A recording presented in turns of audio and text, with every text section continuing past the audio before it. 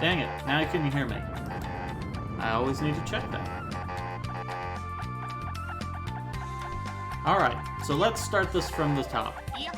So in our previous session of The Legend of Mystical Ninja starring Goemon, our heroes discovered an evil band of aliens led by the villainous Spring Breeze Danson have decided to take over Tokyo, take over Japan, with an evil plot they call the Great Stage Plan.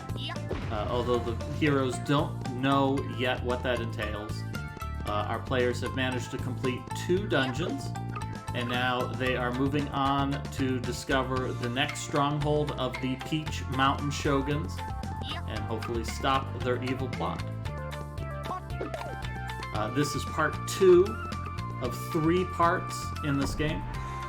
So we will be playing this again next week, once again on Sunday, and that'll be wrapping things up.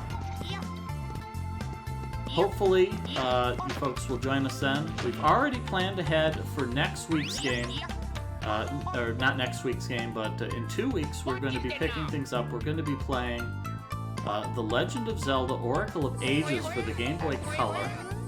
And that's going to be a special treat. I'm going to have co-commentator Alpha 5 is going to be joining me for commentary for that race. You may remember Alpha 5 from the SRL Season 3 broadcast, which wrapped up a couple of weeks ago.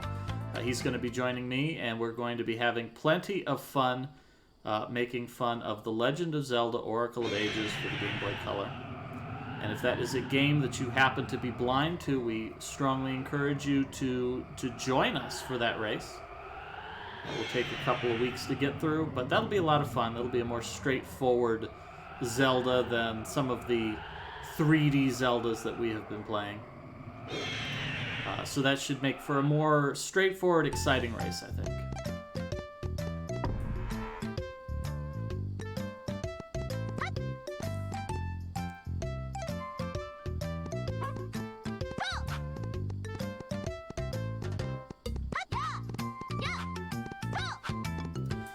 Looks like Zenic Reverie is the first player to find the progression.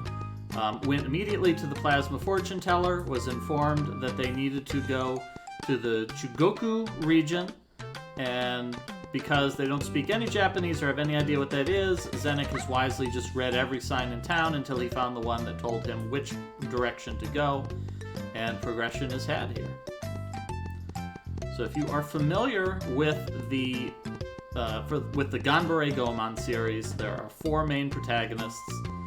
We've met Goemon, we've met Ibisumaru, we have Ye, the green-haired ninja, and there is one more character who has not yet joined us, and we are now going to rescue Sazuki, the Clockwork Ninja, and we will have the official Goemon team reassembled and ready to go.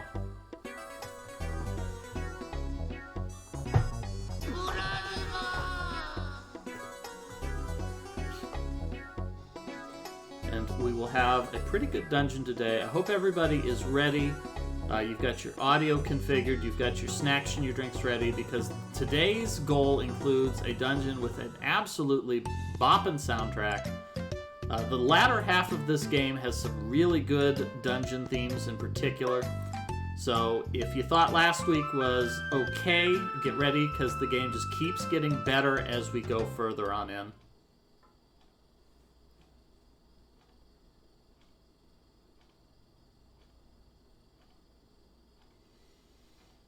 So it looks like Alpha might be a little bit confused here. He got a hint of where to go, but he doesn't actually know where that is.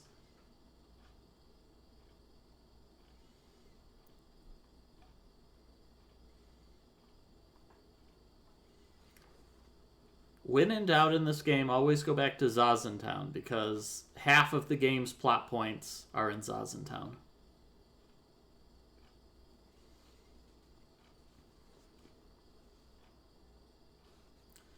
It's like Piper is decided to stop by the restaurant and get a couple of rice crackers. Ooh, some hot tofu.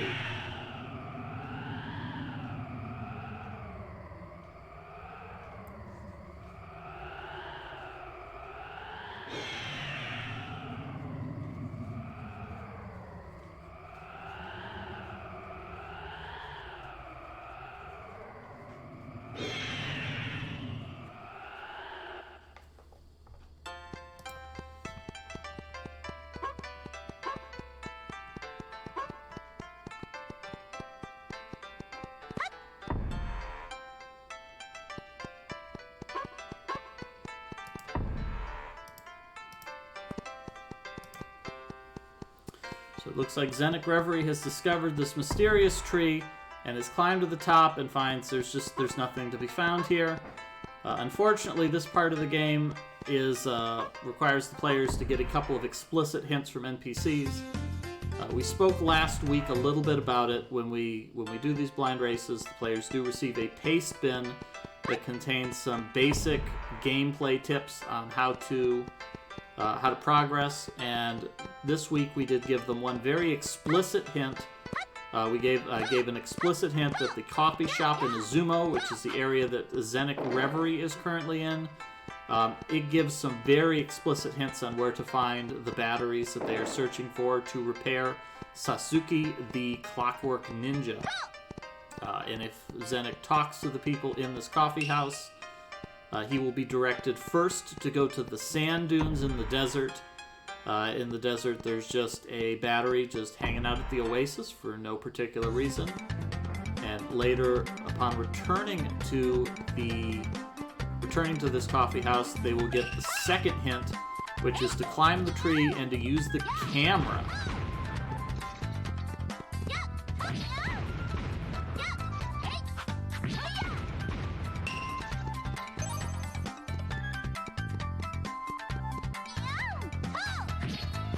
So Zenik has gotten a pretty explicit hint there, and has also decided to get a couple of dumplings from the coffee house.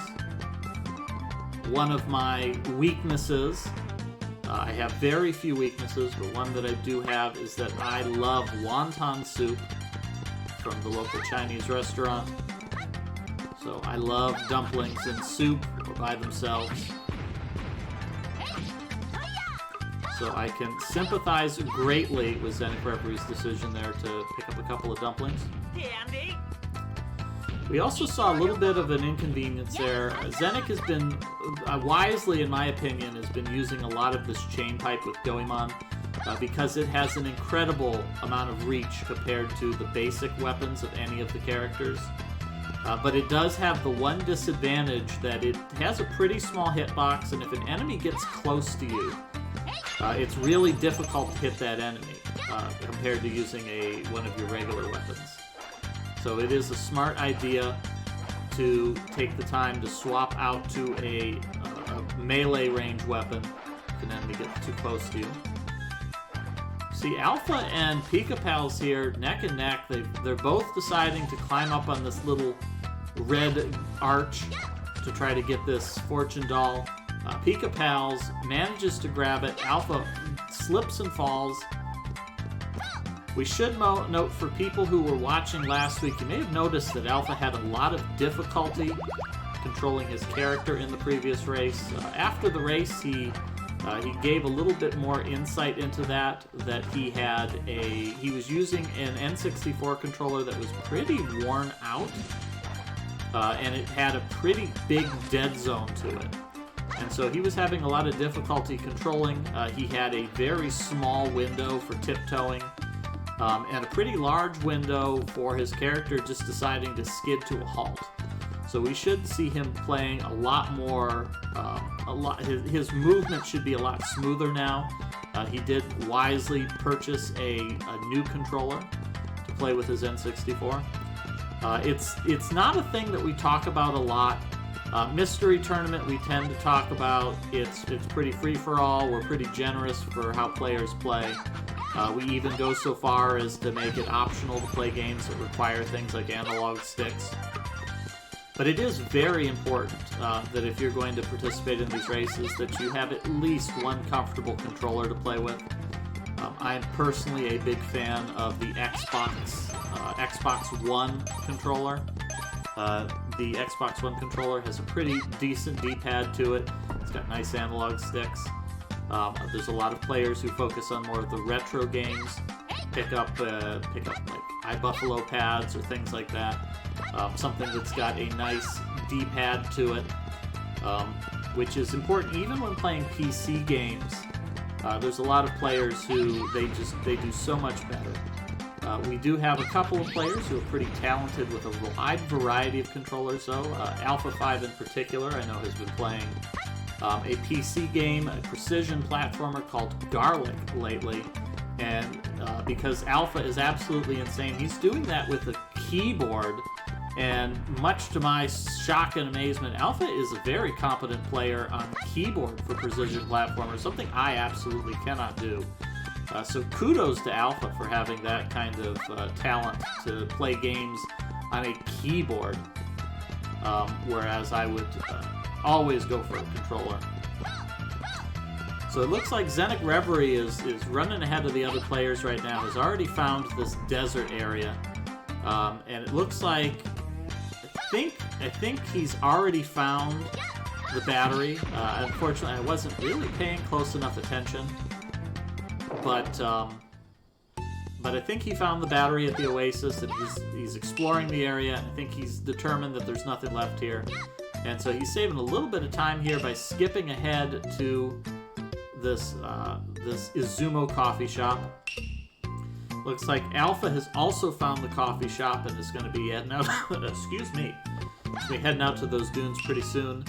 It looks like Pika Pals has taken a bit of a wrong turn here. Pika Pals has found the bridge to the island. Unfortunately, the players can't cross over this bridge yet. This will be for later in the goal. And we've got Piper. Piper's a little bit of an underdog here. Piper is a very talented racer. I believe Piper spent a lot of time in the Season 3 SRL races and did very well in them. However, I'm not sure that Piper plays a whole lot of blind races, so we may see a little bit of a discrepancy here where we've got a player who's very skilled at races when they know what they're doing, but is still picking up some of those blind racing skills. They hit a snag in the previous goal when they defeated the dragon and immediately warped away and then was unable to find the mountain again.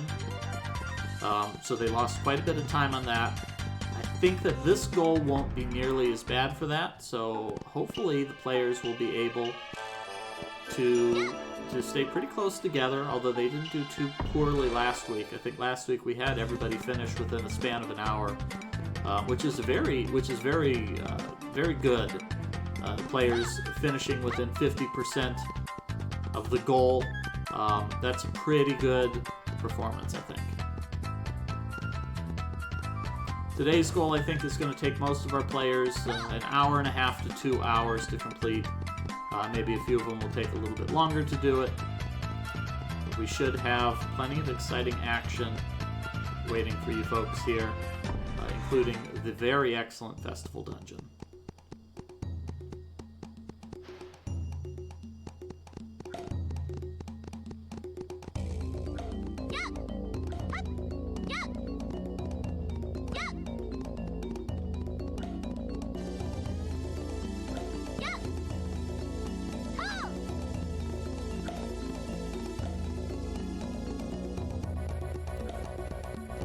Pika Pals is doing a bit of exploring here. Unfortunately, this cave is going to be a dead end.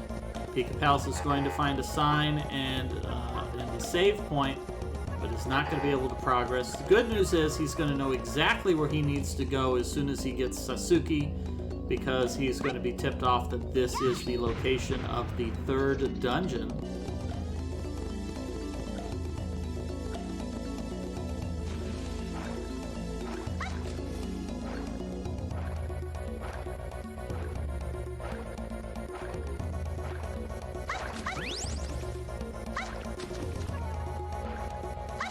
See, Piper and Alpha are neck and neck right now. Both of them found the Oasis. I think Piper may have found the battery there. Certainly found the Fortune Doll. There's a good chance Piper is going to take a moment to explore the rest of the desert just in case there's something else here. Whereas it looks like Alpha is going to jump right back to that coffee house and move on ahead, so pull a little bit ahead of Piper here.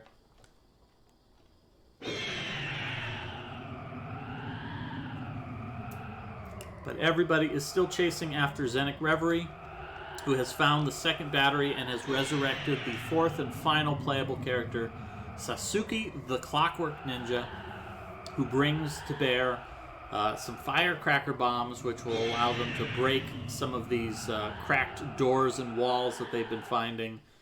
at the beginning of this goal.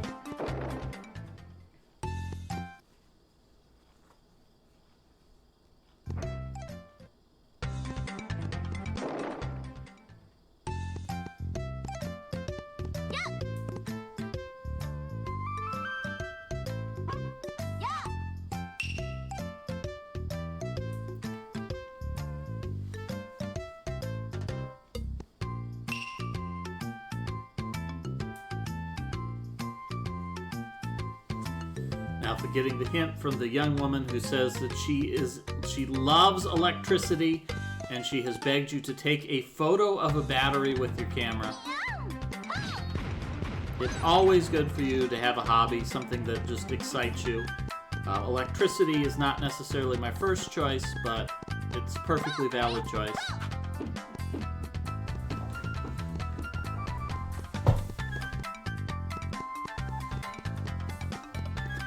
So it looks like Zenik has decided to head back to this first area where there were a couple of walls that with cracks on them. This is not the way forward, but this is going to get Zenik a couple of fortune dolls that will give them a full heart and then some. So that'll be a nice help. Having a nice chunky life bar is always a nice touch to have.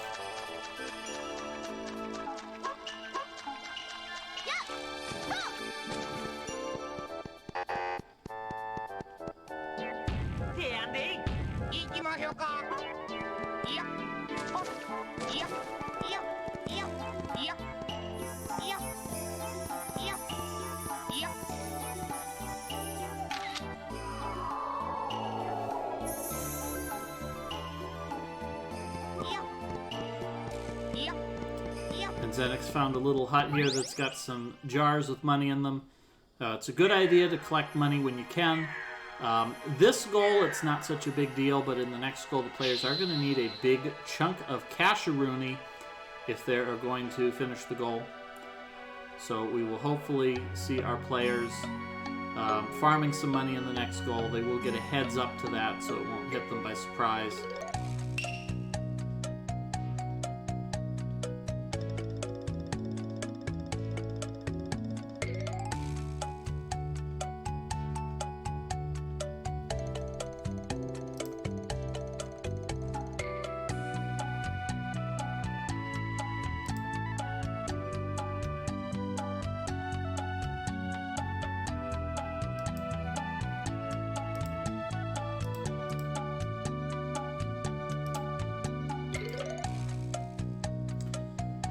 So we see Alpha is catching up here to Zenik Reverie.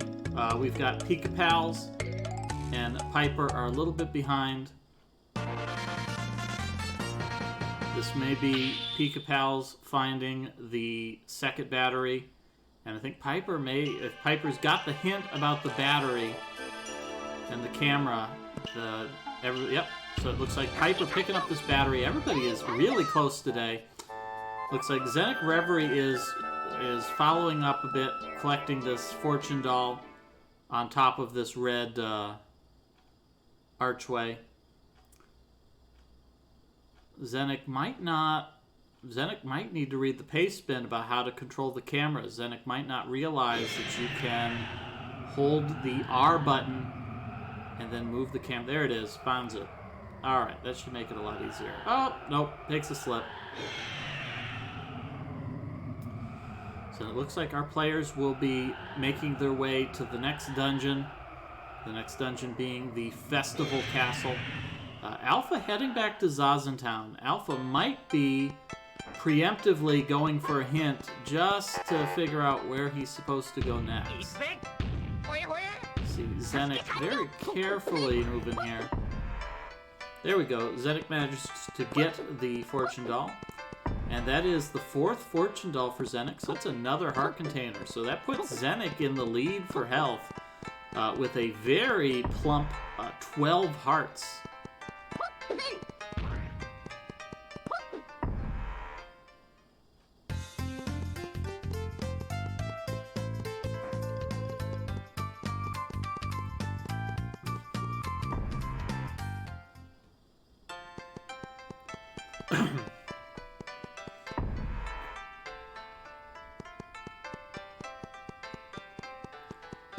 So with some luck, Pika Pals may be the one who is in the advantageous position right now by knowing that there is a festival castle behind a locked wall in the cave.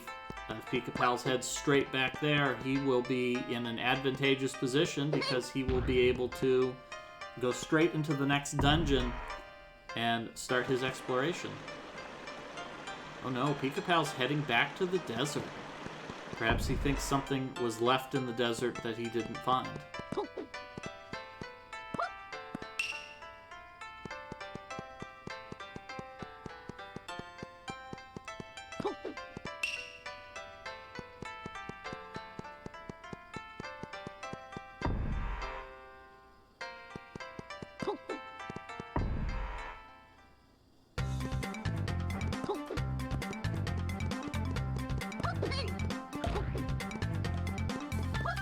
So we also see Alpha heading back here.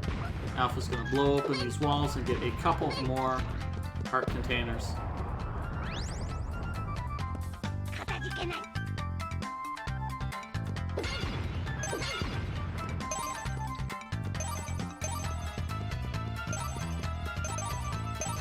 Picking up a little bit of money while he's at it. All our players are at pretty healthy money counts. We see 500 gold for Alpha, who's the lowest. We have other players up to Pika Pals, who's got a very chunky 700. Oh, Pika Pals has not even collected the first battery. Okay, so Pika is a little bit of a deficit here. Pika Pals went to the desert, did not find the battery. That's unfortunate. So Pika Pals does have some catching up to go with to do here before he is able to enter the next dungeon.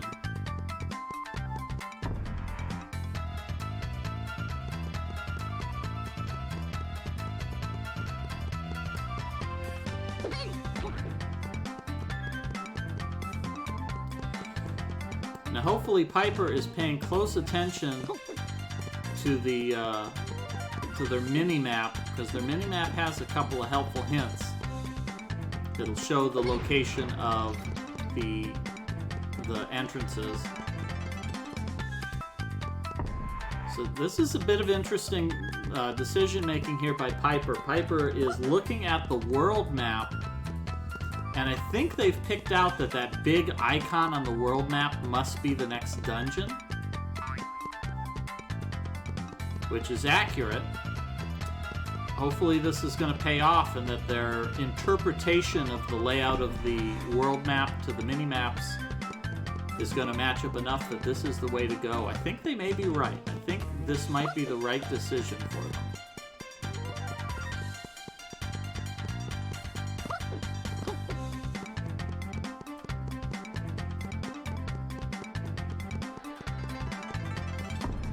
This Piper is looking for the cave. See, Alpha 5 has found the gateway viewpoint. Unfortunately, nothing that they can do here. This wall is invincible. Not even throwing bombs at it will change anything. Now, I don't think this is the right way for Piper. Once again, they're looking for the path that takes them to the cave.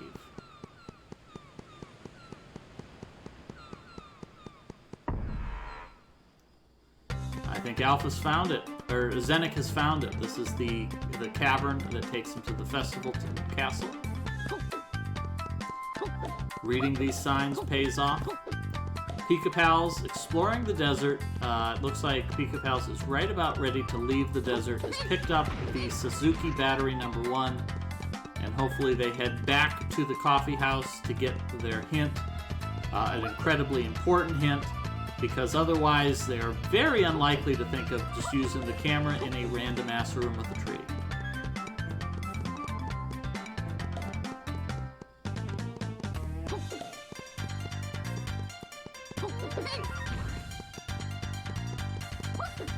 Zenik wisely recording the game.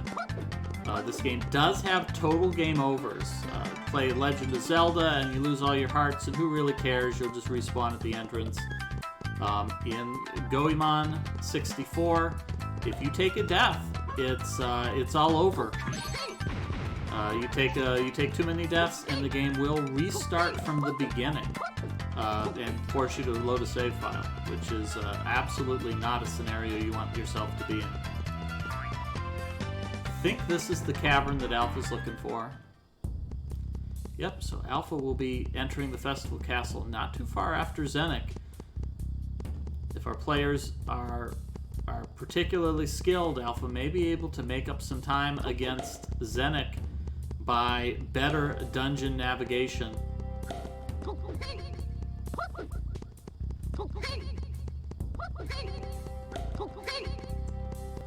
I think Zenik's forgotten. Oh yeah, Zenik may have forgotten that Suzuki does have a knife. It's a lot easier to hit enemies with that. Did Alpha take the time to save his game?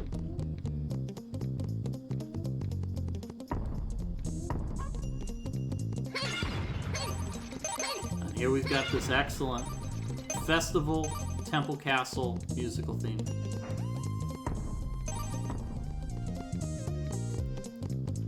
Looks like Piper has also found the cave entrance. So Piper will be joining us in the Festival Temple Castle very soon. And Pika Pals, who was running away with the previous goal, looks like Pika Pals is still looking for that second battery.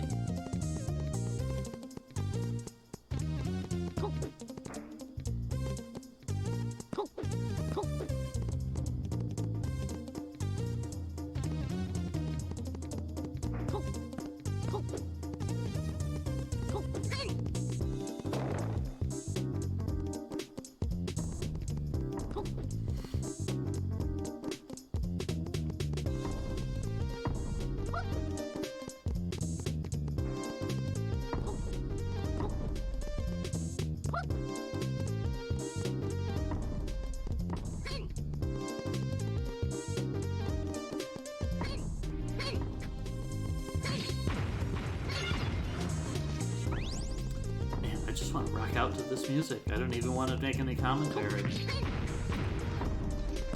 So we had our first dungeon was a fairly unimpressive castle-themed dungeon. Our second dungeon had a theme of Japanese toys. This whole dungeon has a theme of a Japanese festival, in particular the Children's Day Festival, which is a iconic festival that occurs in Japan in May. The Children's Day is only a single day, but it's part of an entire week-long festival, and it is marked by bright colors, lanterns, and of course koi wind socks, which we may see later on in the dungeon.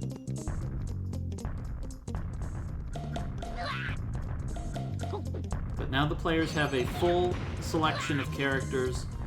So one of the things the players are going to need to think about is which character they're going to play as. We see Alpha and Zenik are choosing to play as Suzuki. He's small, he seems kind of fast, but it's not really certain that a lot of time is saved by picking different characters for basic movement.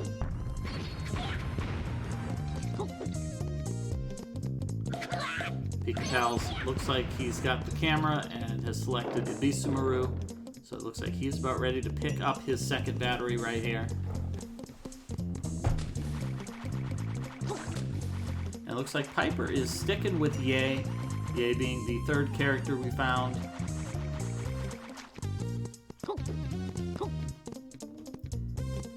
Of course, whichever character you pick is a good choice.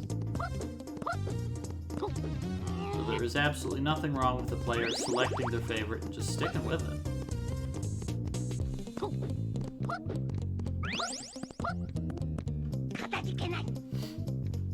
We see Zenik is still struggling a little bit with some of this movement. The different characters, there's a lot of areas that are difficult to reach.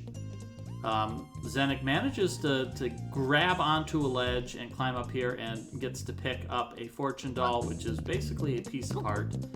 So well done. Some parts of this dungeon do intend for you to leave, continue the game, and come back with another ability that allows the player to jump very high.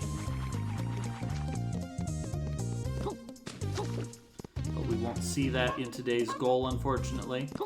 So the players may have to leave some treasure behind.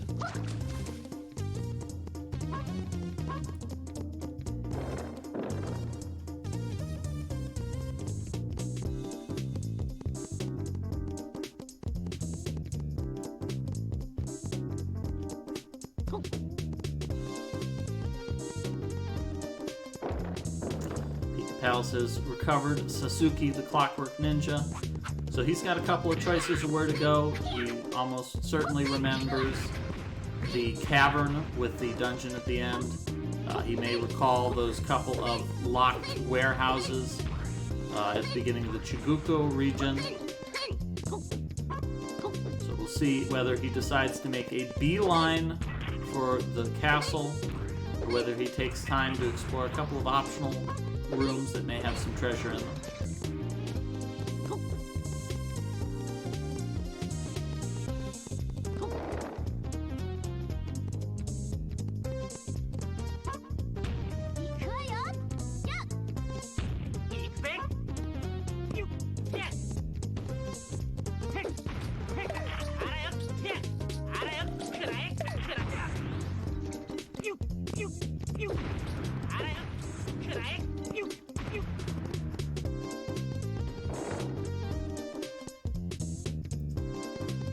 See Zenik discovering these seesaw stairs.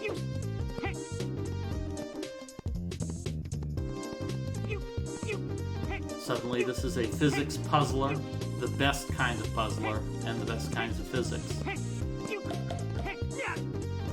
We see Alpha pulling ahead here. Alpha getting over these staircase blocks faster than Zenik does, and pulling ahead in the dungeon.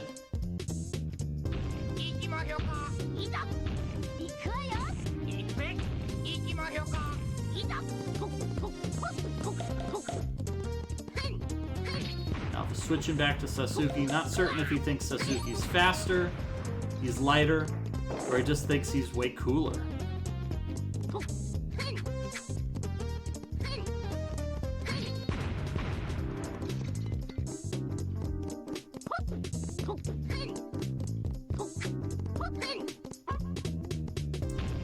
Alpha's a little bit disappointed to find that there is nothing going on in this room here. Here's a smart bit of play.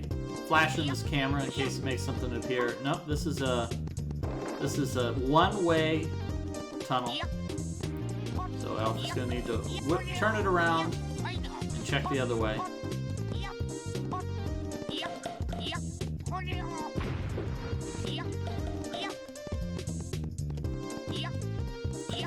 So Pt.2 has taken the time to collect a couple of the dolls that are hidden here in the Chiguko region, and with those in hand, he's ready to move on to the Festival Temple dungeon. Hyper playing it close there with these lantern smashers.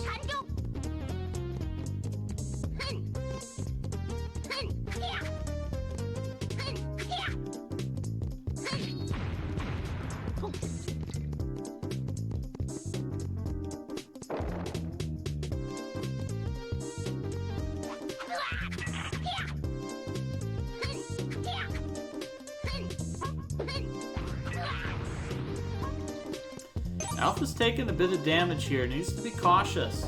Alpha did not bring along any kind of a dumpling. So if he runs out of hearts, he is going to lose a life. He also sees these platforms here. Alright, Alpha makes it. So this is going to save Alpha a little bit of time, because he's not even going to need to cross over to the other side of the room. Be able to pop right through this door, and this is going to let him skip ahead to the key.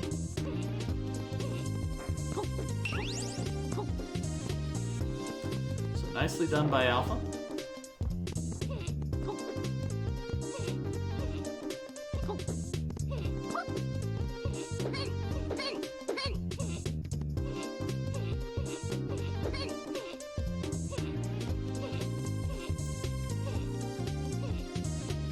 poor little Sasuke there.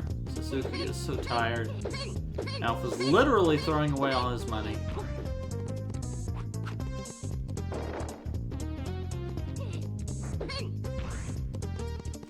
Not entirely sure Alpha realizes that it costs him money to throw these bombs.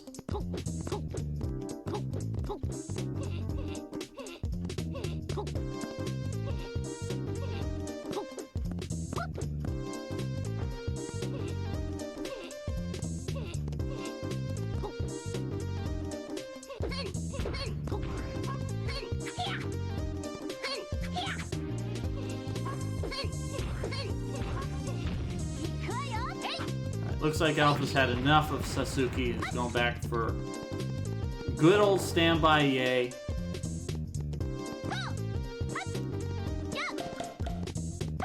Yeah, Alpha's starting to get real scared of all of these potential deaths because his health is really dangerously low. Piper finding that gold dumpling, but unfortunately with full health, that dumpling isn't going to be doing anything of importance. And it looks like Pika-Pals has found the cave that's going to lead to the next dungeon. Just gotta hustle to the end.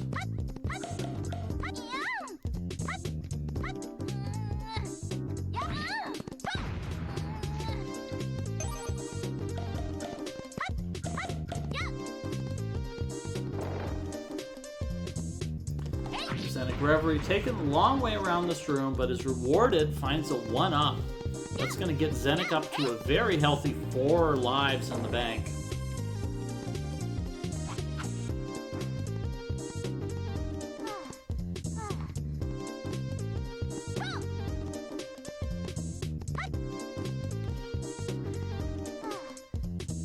Pika-Pal's wisely saving the game.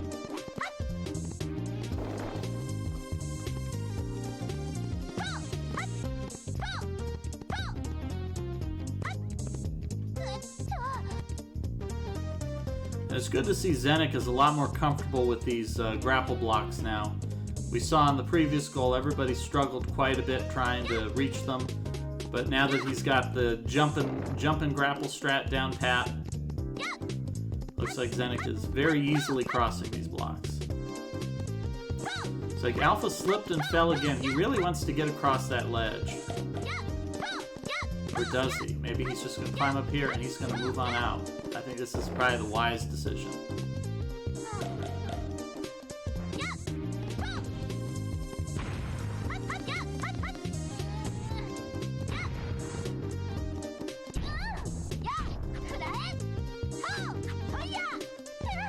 Alpha makes the very questionable decision to run directly up to a tank. Alright, here we go. He's getting his grapple out because of the grapple block.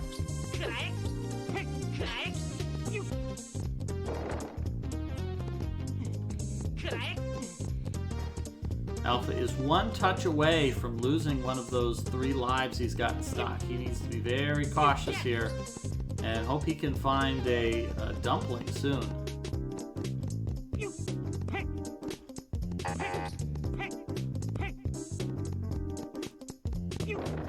Ooh, Alpha playing it dangerous here.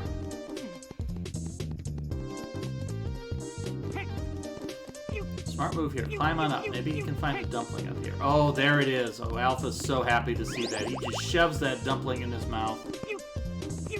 He's grinning from ear to ear. Full health again.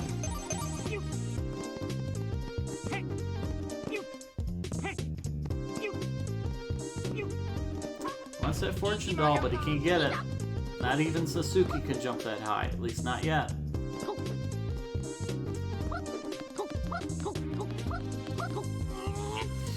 Now, if he goes the other way around, he could make it up.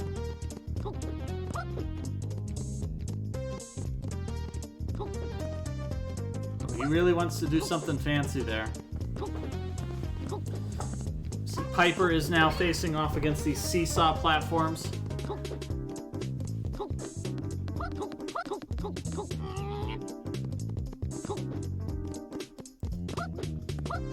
I'm going to kind of question Alpha's decision-making here. For a fortune doll that's only worth 1/4 of a heart, this is not necessarily worth spending a lot of time on.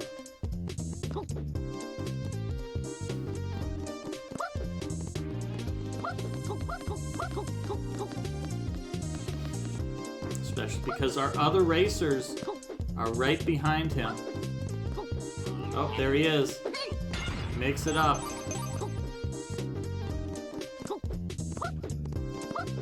There we go. Alpha grabs a fortune doll. And he is one fortune doll away from another life increase.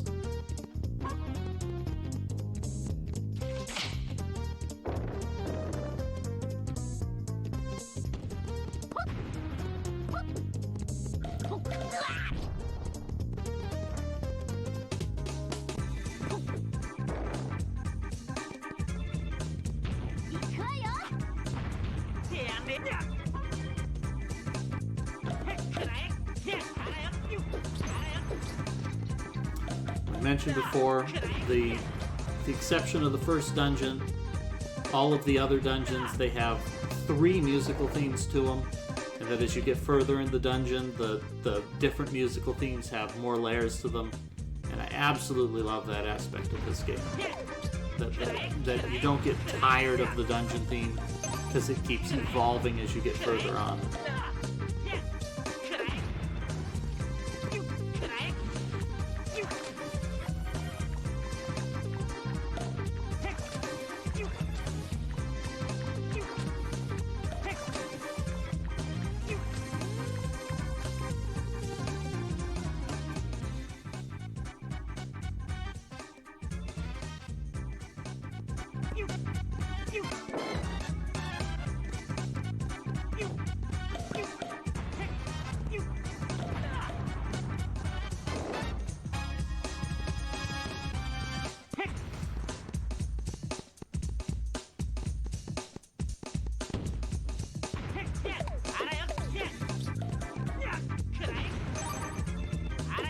Zenith trying to fight these enemies with Goemon's chain pipe.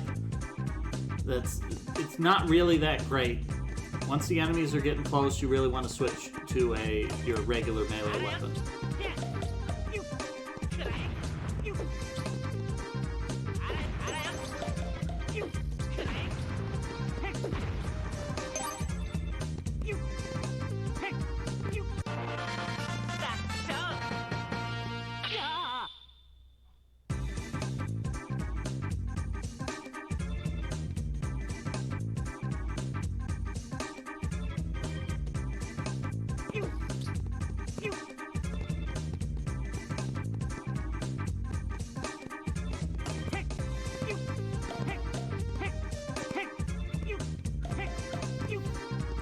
This dungeon has 2 different treasures they can collect. The Kunai of Intense Cold is mandatory. They will need that to go through the room at the entrance of the dungeon and collect a new key. The second item they can pick up is the Meat Saw Hammer. That is a completely optional item. That is in the room where Zenik is right now. That weapon for Ibisumaru makes it so that when you kill enemies with it, they will never drop coins. All coin drops will be converted into dumpling drops. So that's not that helpful, so it's really not a big deal if any of the players find it or miss it. But that is another item that the players have an opportunity to collect that they might find useful.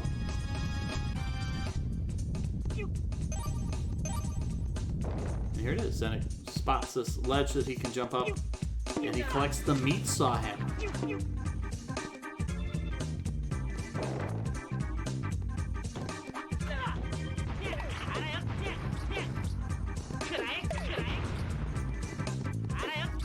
It's interesting that it describes it as any item the enemy drops, but since the only 2 things that enemies are capable of dropping are money and dumplings, it really just means that the enemies just turn money into dumplings.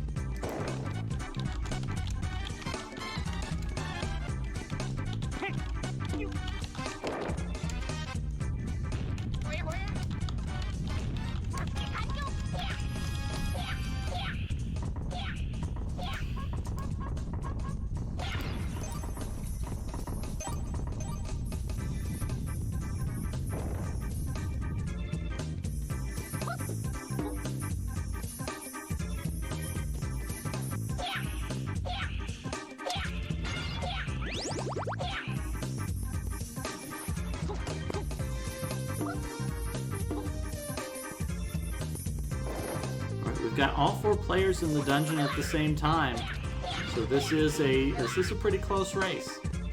The boss is long but not difficult. Although Piper not having much health and not having a rice ball, that could be significant. Piper might have a little bit of difficulty with their pretty precarious position for health.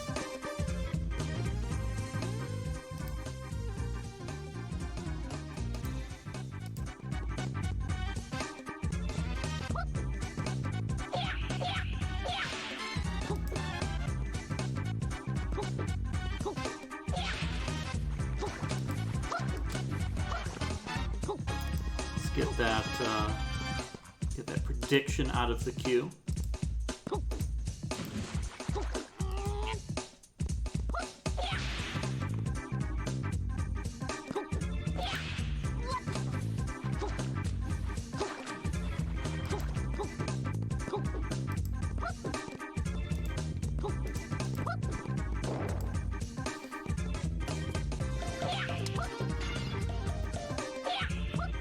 Alpha's been having, or everybody really has been having trouble with these mochi tanks.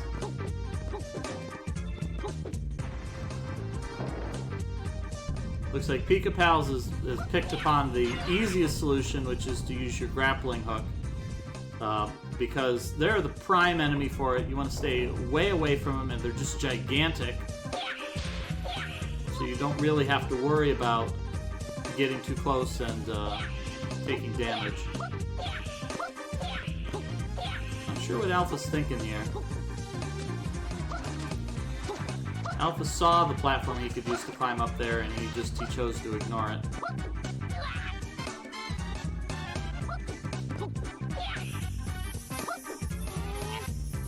And there's Pika Pals picking up the kunai of Intense Cold, making up some time here on the other players.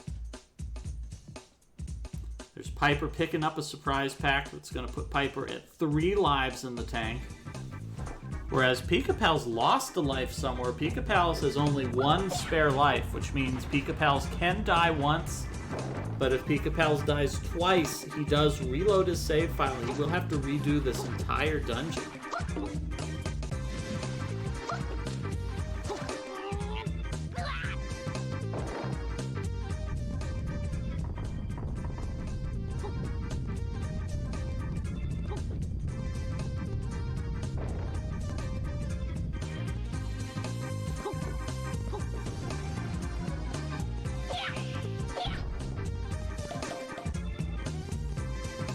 Pika Pal's taking a moment to think about that sign. Telling him to jump on the drum. I think you don't actually have to push anything. I'm pretty sure you just jump on the drum and you bounce. It's automatic.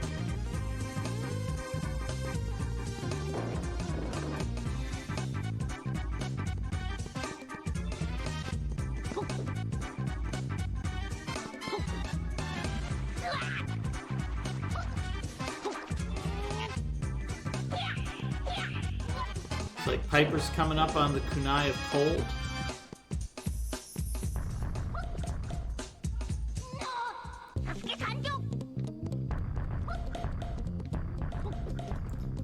Uh-oh, Alpha fell in a hole and reset his music.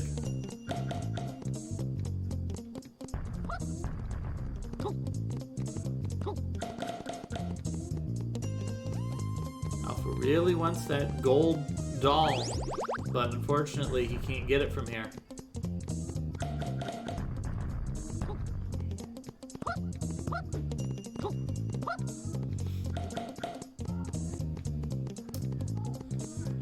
Looks like Zenik is getting pretty close to the end here. Has to deal with this pretty obnoxious climb.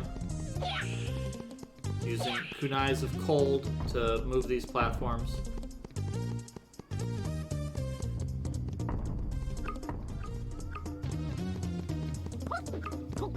Oh no, Zenik slips and is going to get to redo this platforming from the beginning.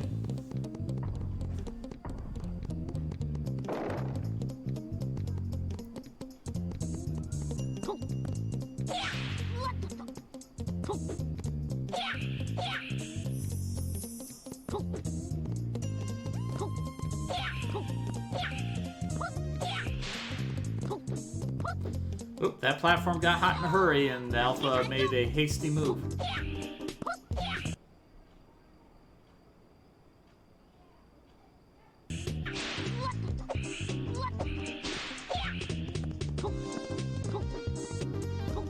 That was interesting positions for platforms for Alpha.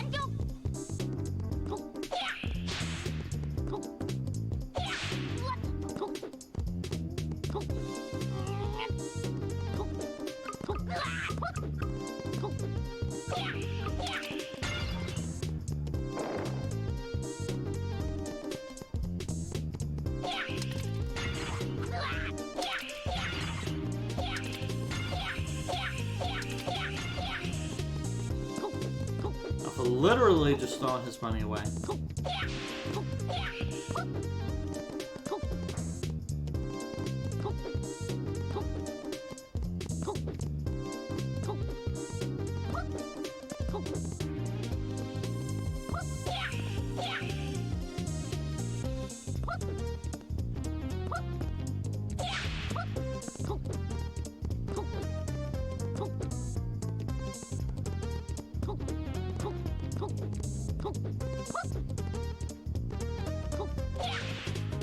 Alpha freezing that platform at a very optimistically high position.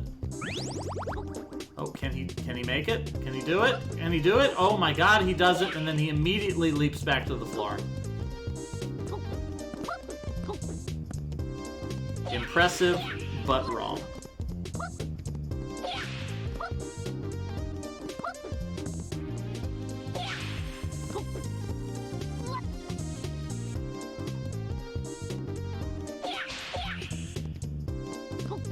Alright, Alpha makes it up.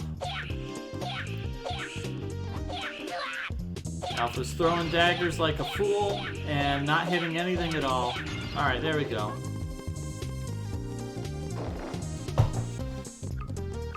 Alright, I think this might lead Alpha to another key. How did he do that? Hey, smart move there. That was an incredibly smart heads up by Alpha. He slipped, he fell, but he realized jumping in the pit would respawn him at the door. So that is going to save him a lot of time that he might have had to spend climbing around.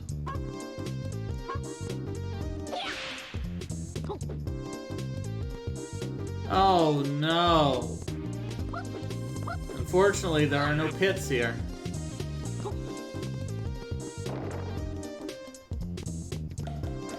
Yep, that means Alpha's gonna have to redo all those rooms again. In the meantime, looks like Zenik has made it through. Zenik is on the last room. And you know it's the last room because suddenly the game slows down. It wasn't a total loss for Alpha. He did find the location of that golden fortune doll. And that's an instant full heart. That pumps Alpha up to 11 hearts, but still behind Zenik Reverie. Zenik sitting on a incredible 13 hearts.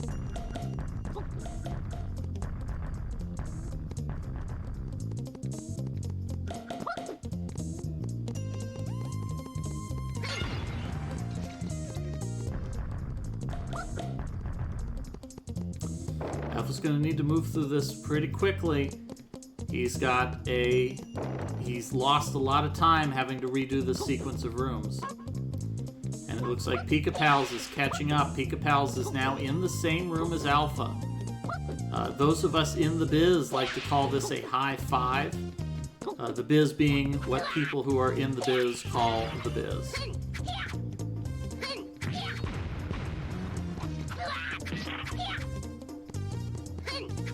Alpha getting rid of this little samurai dude. Nicely done. Alpha's really having to resist this urge to jump and hit these things in midair. It's better to hit them when they're low, where you can actually jump to them. It looks like Pika Pals is making it up there. Pika Pals is up on top.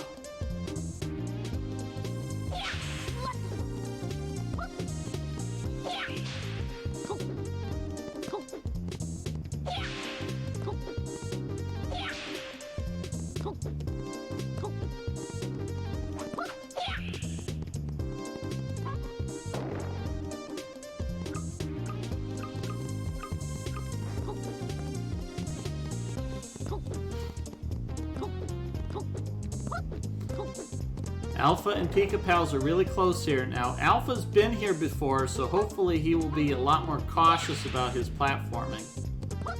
Makes it, and he makes it across, picks up his key. But so does Pika Pals. Both players have the gold key. In the meantime, we see Zenic Reverie is in the koi fish sock room. So it's a bit of a platforming challenge. Oh no, takes a fall. It's going to have to climb up some more. To get through this room, the players have to ride the fish socks back and forth between the platforms.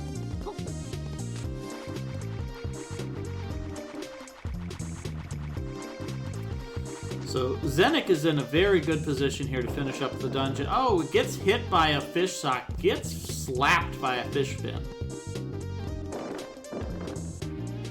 It does it again. This ladder and this fish sock are perfectly synchronized. There we go. This time, third time is the charm for Zenic. Zenic's in a good spot. Zenic has a heap of health. 13 hearts, has got a plum rice ball. So Zenic is going to be able to damage trade with this boss pretty easily and guarantee a victory. Pika Pals is also in good shape, has 11 hearts, and it's got a regular rice ball. It's another 4 hearts. So he's in a good spot. Alpha's in a decent spot, has 11 hearts, no rice balls. But does have 3 lives in the bank, and I think this will be picking up a 4th life. So Alpha can afford to take a death and figure out what he's doing. A little concerned for Piper. Piper only is sitting on 7 hearts, which is 50% less than the other players, just about. And also doesn't have a rice ball.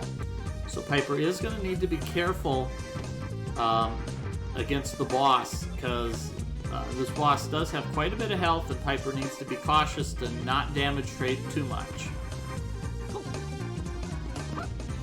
Here it is, Zenic on the final room. Just gotta swim to this door. There's a lot of stuff going on in this room, and none of it interests Zenic in the least. I say that, and then he reconsiders. That was a mistake. Gonna look around, see if there's a fortune doll laying around here somewhere. Pile of coins, maybe a dumpling. Nope, there's nothing. Like I said.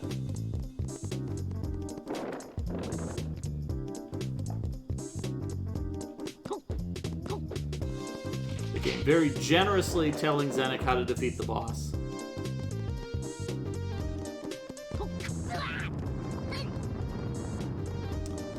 So anybody who has played Legend of the Mystical Ninja for the Super Nintendo may recognize this as a kind of a throwback. The first boss of Mystical Ninja on the Super Nintendo was a plate throwing ghost, and much like this boss, the goal is to hit the plates and cause them to ricochet back and damage the boss. So fun little callback for those players who are familiar with the classic Super Nintendo adventure.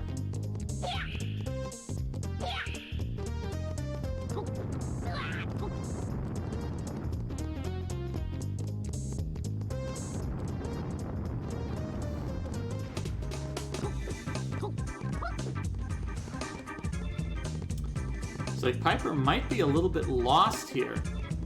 Piper seems to be backtracking a bit.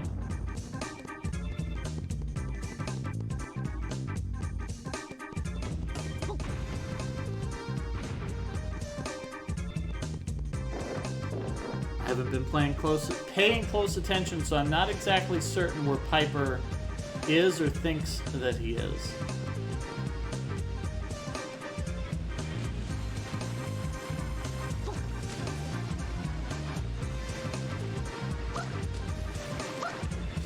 Zenic having a little bit of difficulty here hitting back these red plates.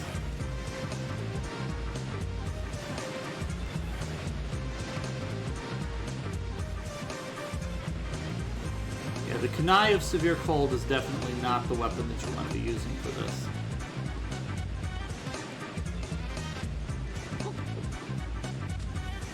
Alright, Alpha's on the second to last room, gonna climb the fish socks.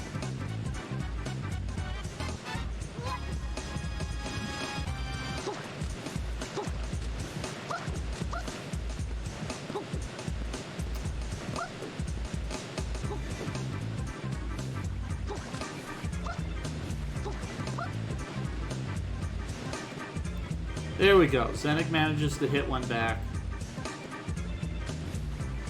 Zenik is taking a lot of damage here. He's still on the first phase of the boss, and he's taken almost a third of his life bar. Alright, there we go. Manages to get to the next phase.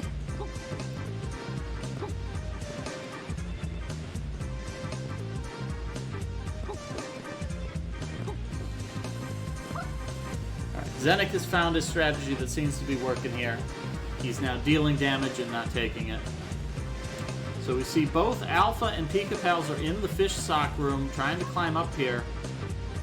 Trying to catch up with Zenik, who is still fighting the boss.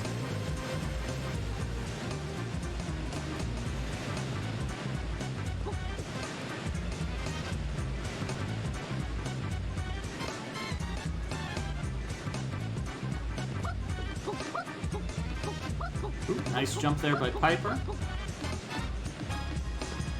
That's going to score Piper a couple of dumplings, but I don't think that's what they were looking for. Piper must be looking for a key, or looking for a door to fit a key that they've already got.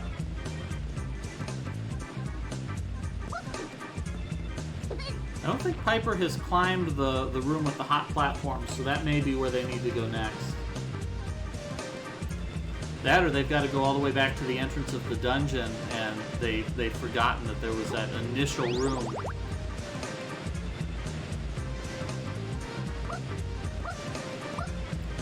Zenik completing phase 2, moving on to phase 3. Which the boss just throws plates randomly around the room now.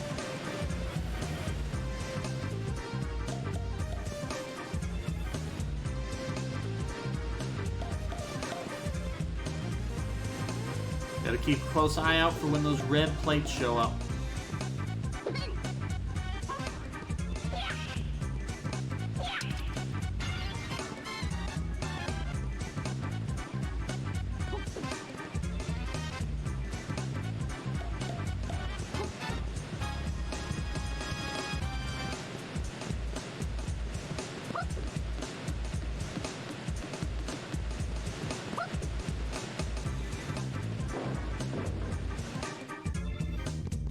Pika-Pal's sniping these robots with the Kanai of severe cold.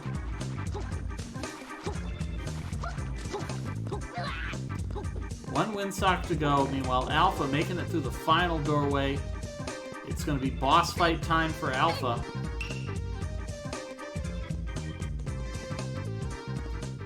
And that's it. That's the end of the Festival Temple Castle Jams. Hope you guys enjoyed that track as much as I loved it.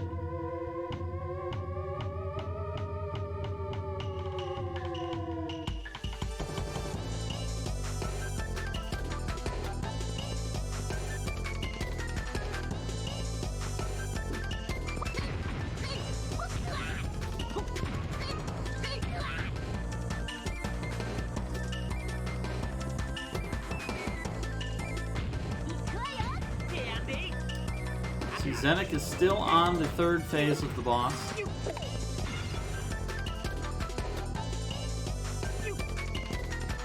Oh, I think Zenik doesn't notice the red plates coming.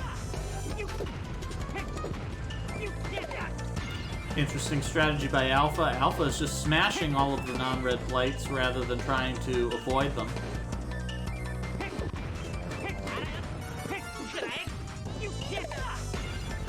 The red plates also tend to home in on you a little bit, which is convenient because it ensures that no matter where you are in the room or in the cycle, you'll be able to hit them. There we go, Zenik getting the kill on the boss. So that means that Zenik is going to be able to save the game and lock in this progress. Pika-Pal's making it to the boss room as well.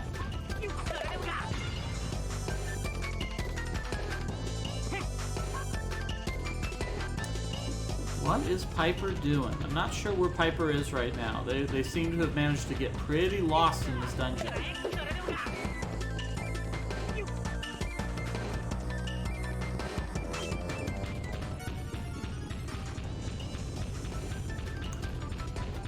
Alpha moves on to phase 2, realizes that those are way more plates than he can possibly hit.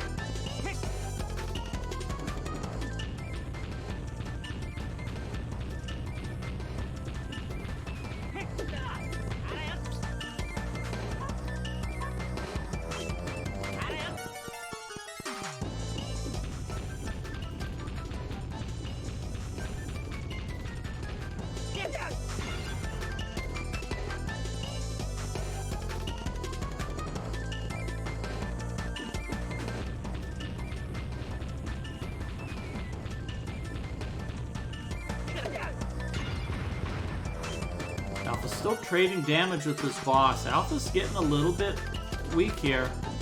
He's only got 3 hearts left, and he does not have a rice ball. And if Alpha does die here, he is going to have to restart this boss fight from the beginning.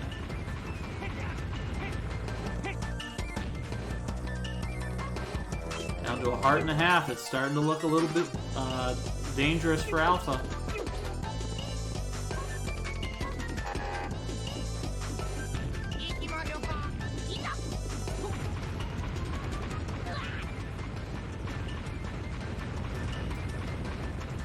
Where is Piper trying to go? It's the second time Piper has been in this area. So that was a death for Alpha. That means Alpha is going to have to restart this fight from the beginning.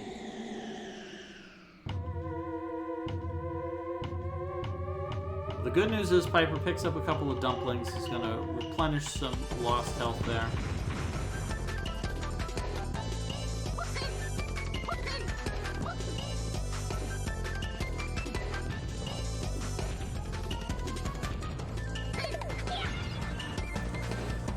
Alpha has refilled all his health from that death, so he is going to have another shot here to defeat the boss, now with full health. And perhaps this will inspire him a little bit, realize that he should be purchasing some rice balls when he next gets to town.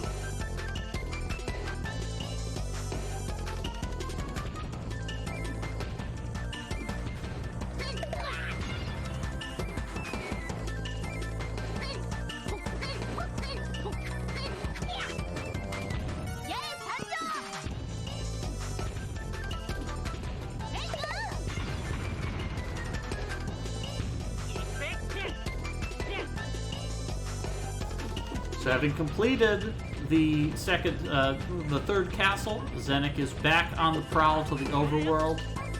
And the plot at this point, the NPCs say, the characters say, oh no, we don't know where to go next. What should we do?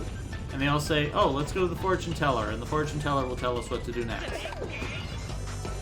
So at this point, Zenik's next destination is to go to any town whatsoever, find a fortune teller, and get a hint on where to go next.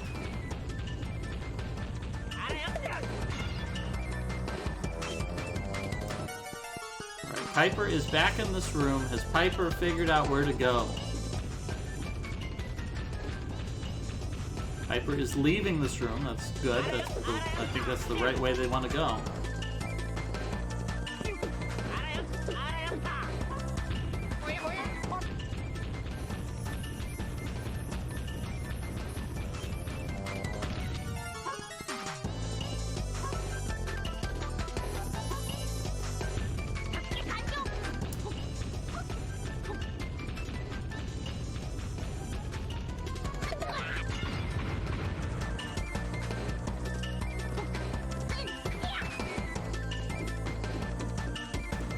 There is Pt.2 getting the kill on this boss, clearing the Festival Temple Dungeon.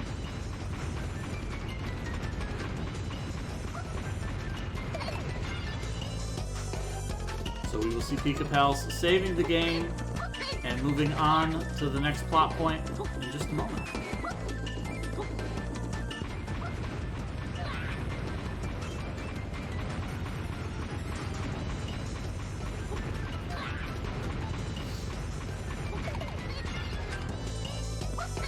Alpha doing a lot better this time.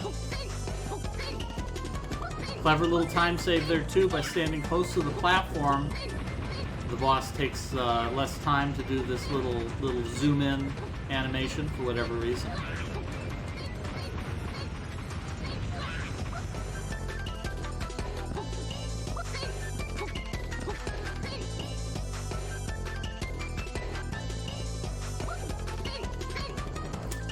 Now, it would not be a bad idea for Piper to step out of the dungeon and save the game here, just to be safe. In fact, it wouldn't even be a bad idea to step out of the dungeon, save the game, fly to town, pick up some supplies with this 800 gold, because you can fly right on back to most of the dungeons. Ooh, in fact, that looks like that's exactly what Piper's going to do. Piper is going to stop here and save the game. Very smart move here. I very strongly approve of this decision making by Piper.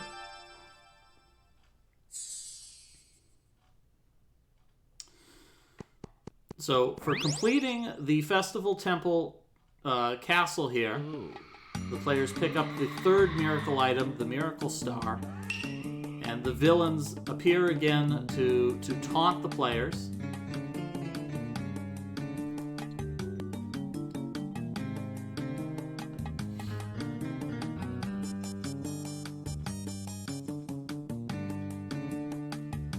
We learned that the name of this villain is Sharon, and that their robot was named SharonBot.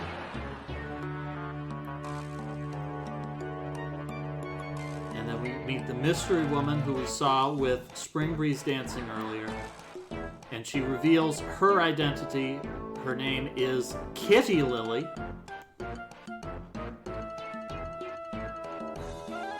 And so now, fortified with the knowledge of these names of these villains, the players are able to identify their next destination. They need to go to the island of Kyushu, which is the place that they visited before, but the door was locked.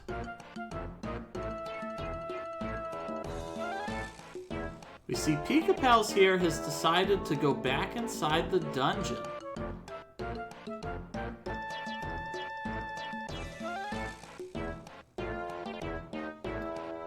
Picking up a gold dumpling here that's full health. He sees that gold fortune doll. That gold fortune doll is an instant full heart container.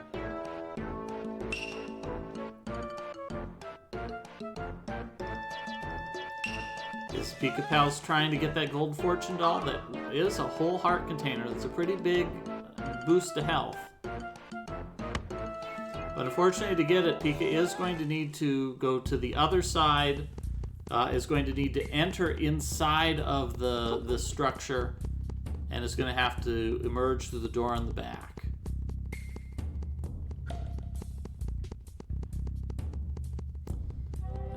No, this isn't the way you need to go, Pika. Check your map, buddy. If you check your map, you might get a hint. It looks like Piper has found the way into the innermost room here.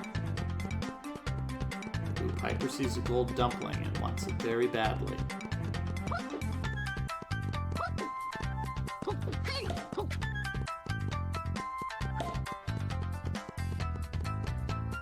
Oh, can't quite reach that. Zenik has returned to town, spoken with a fortune teller, and has gotten the hint that they need to go back to Oedo Town, which is where they began the game, and they will learn a secret. And when they learn that secret, they will be able to travel north. Our players are actually pretty close to the end of today's goal. Unfortunately, today's goal is only about an hour and a half goal. The next goal will be much longer. We will have 2 dungeons in it, including the end of the game, the grand finale. So that will be an exciting time. There may be another treat in store for you guys this week. Not tonight, but perhaps on Tuesday. I'm still waffling over it. There may be a special broadcast on Tuesday evening. Keep an eye out for that. That may be happening.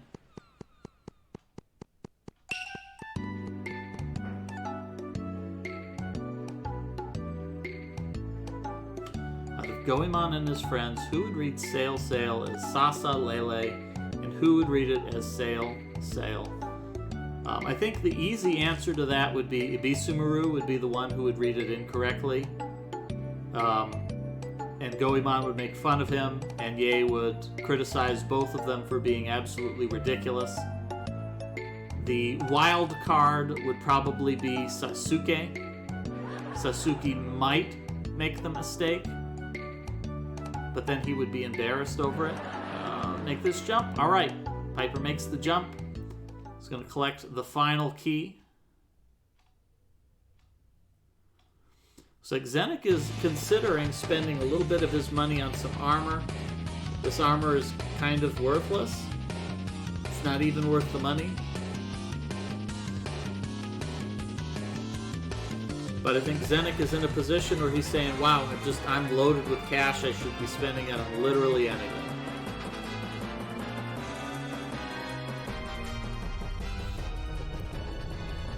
So Alpha has gone to Kyushu Island, and on Kyushu Island discovers that Goemon's girlfriend Omitsu is making a delivery of rice dumplings from Oedo Town. And no sooner does she leave for the island that the island rises into the sky and vanishes into a mysterious miasma in the clouds.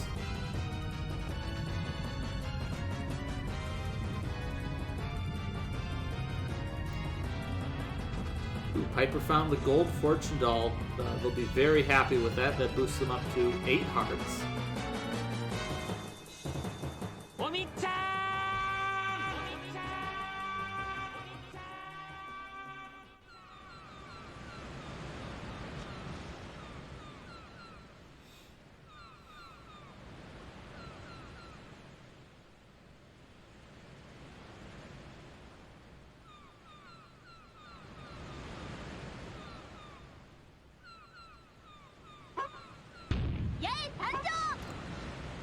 Alpha's going to whip out that flute, and it's going to find a fortune teller. Meanwhile, we've got Zenik has found the muscle training gym, which we're going to get our second magic power. But of course, we're immediately informed that Ye is not the correct recipient of that magic power. So Zenik is trying to figure out which one of his characters most closely matches the description given, correctly selects Goemon.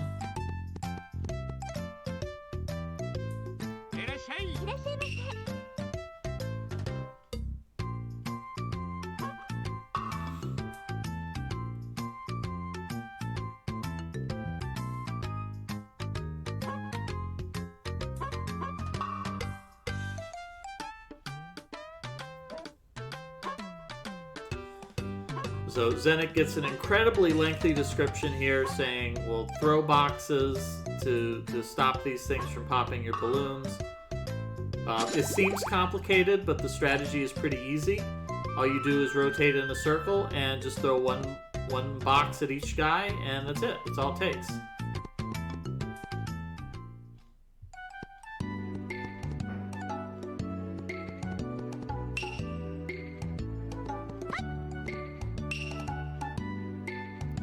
Oh, and Zenik lets one of these guys through, and unfortunately that means that he is going to have to restart.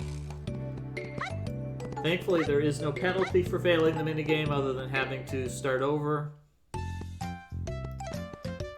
Once again, the best way to do this minigame is simply to rotate in a circle and just keep throwing one box at each one of these guys as you go around in a circle, and that's just gonna do the best. I think Zenik's kind of picked that up.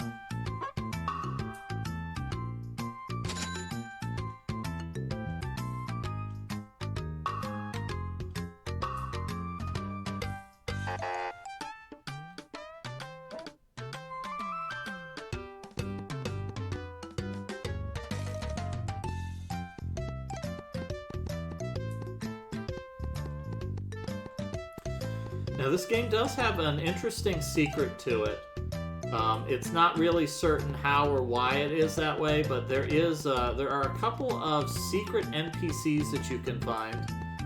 The way you find them is when you enter certain areas. If you're holding different buttons on the controller, when you enter the area, there are some NPCs who appear in a few places, and they will sell objects that you can purchase to decorate Goemon's house. And it's not really clear whether that was intended as a secret or it was some kind of a functionality that they wanted in the game and then they kind of dummied it out in a crappy way. Then I'm having a little bit of trouble with this minigame here. When you throw, it doesn't lock you, so it's really easy to throw these boxes and then miss because you hit the stick again right away. Oh, it looks like Zenic's got a good pattern here. And Zenic makes it through. Looks like Piper is here on the final room of the dungeon. Needs to climb up these platforms and the fish socks.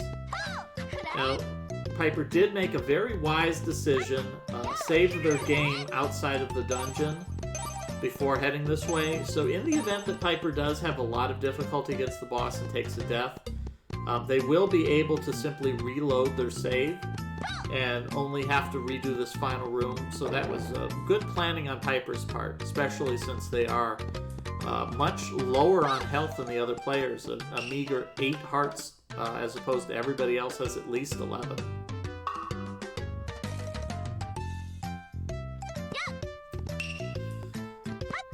And Alpha is about to do the box throwing minigame as well. The reward for completing this minigame is Impact Goemon, which is completely different than Goemon Impact, the giant robot. When they use that, Goemon will transform and be able to push metal boxes, which is useful in approximately 2 rooms of this game.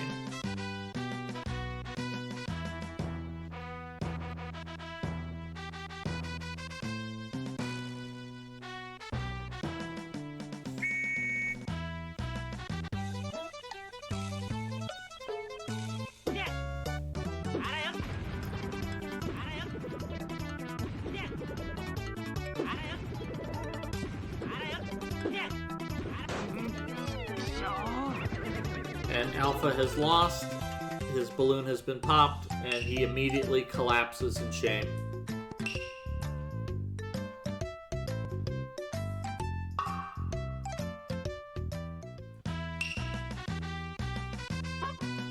It's like Piper putting it together here, realizing that you can climb up these socks here.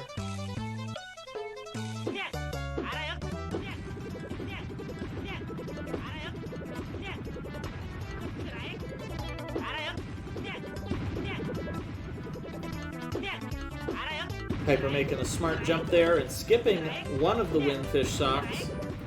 So getting through that room a little bit faster than the other players did.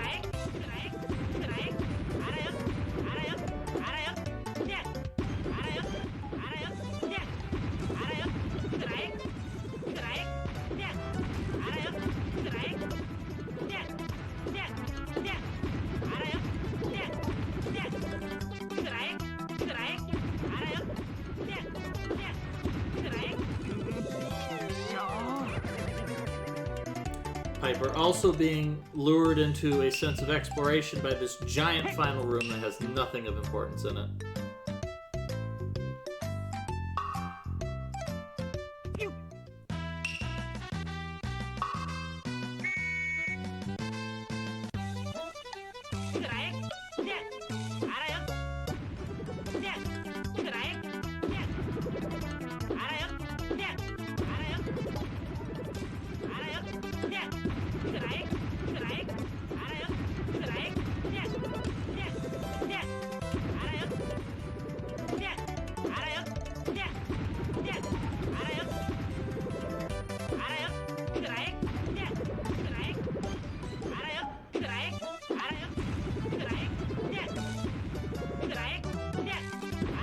Alright, Alpha's doing okay on the muscle gym so far, but he needs to... Alright, here we go. He's found the winning strategy.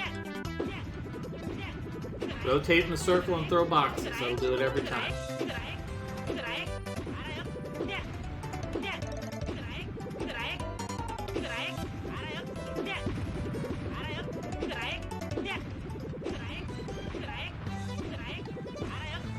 And it's Pika-Pal's turn to discover the majesty of the muscle gym.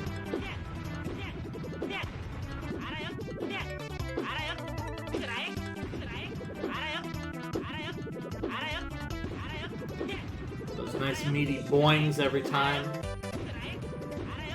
They throw a box.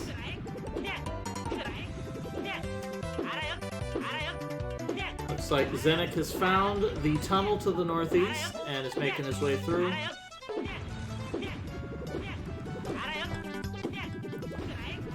This is the final goal. This is the way to the end of today's goal.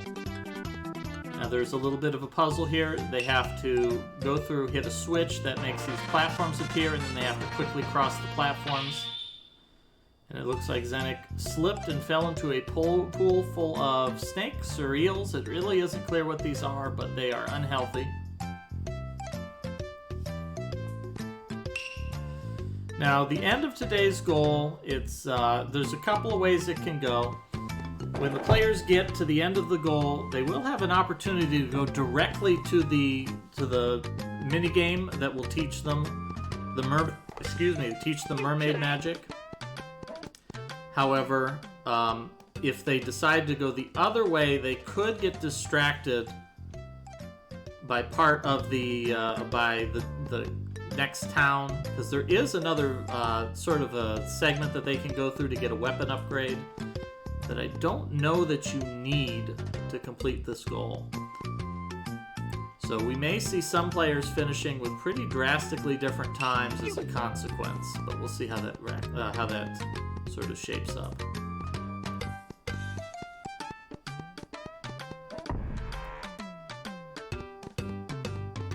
There we go. Pika-Pal's clearing the minigame.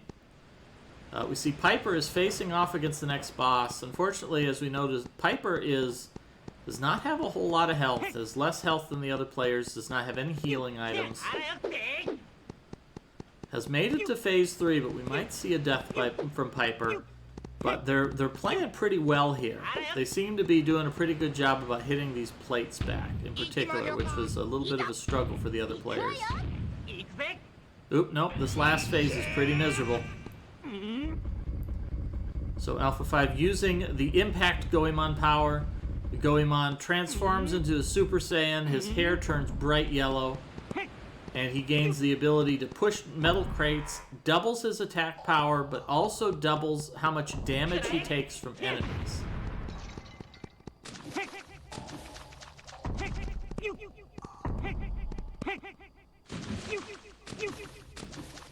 So it's actually not... Oh, there we go, it wore off. It's probably a good idea not to have that on while you're wandering around, because you tend to spend a lot more time getting hit by enemies than hitting enemies.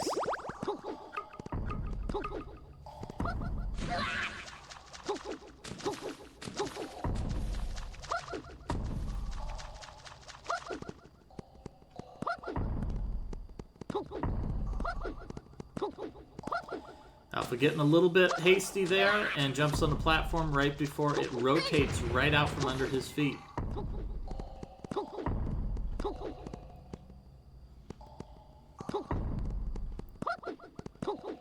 Zenik crossing these platforms again. It's not clear what happened to Zenik. Must have fallen somewhere.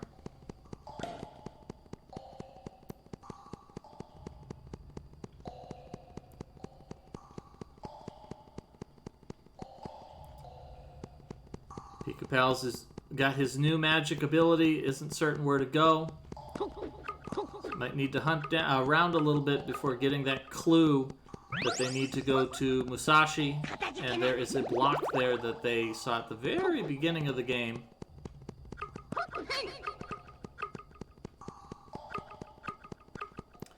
Just a reminder, we've got 4 people on the restream, but there are a total of 8 people in this race. In addition to Pika Pals, Alpha, Piper, and Zenik, who we have up on our restream now.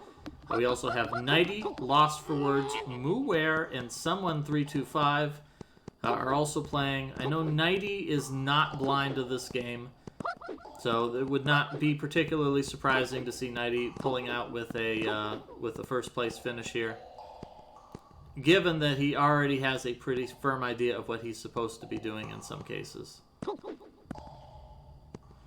Alright, Piper making it to the final phase of the boss, has more than half of his health still in the bar, so in a good position here to finish it up. Let's go ahead and we'll refresh Alpha to see if that improves things at all. And instead of Alpha, we get a commercial for Sonic hamburgers. Everybody remember, Sonic is the official sponsor of the Mystery Funhouse channel. I guess they serve hamburgers. Actually, I can't think of the last time I've eaten at a Sonic. Or if I've eaten at a Sonic.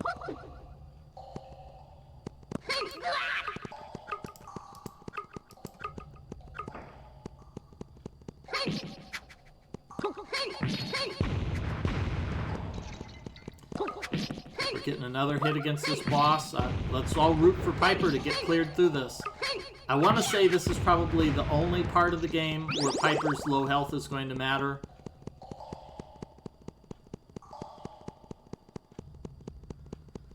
Because as a little bit of a spoiler, this is the last time the players are going to have to fight a boss, not inside a giant robot.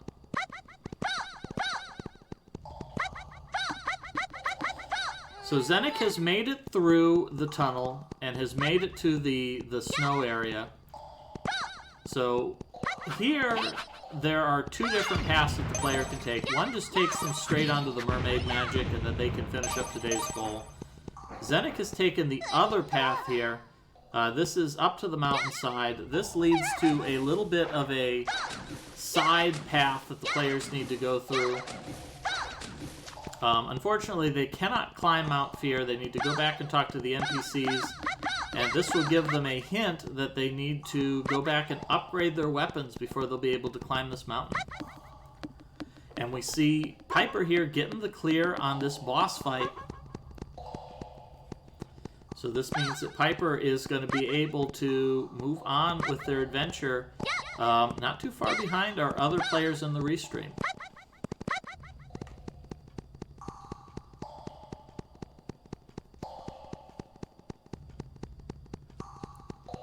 So Piper getting his introduction to Kitty Lily, our fearsome villainess here.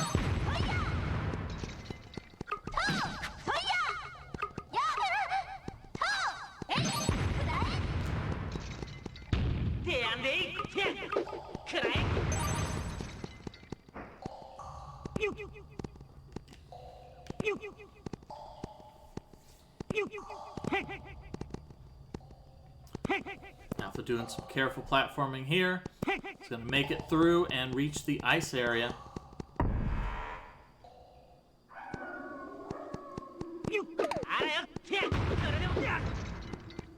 So it looks like Alpha is also going to head straight forward.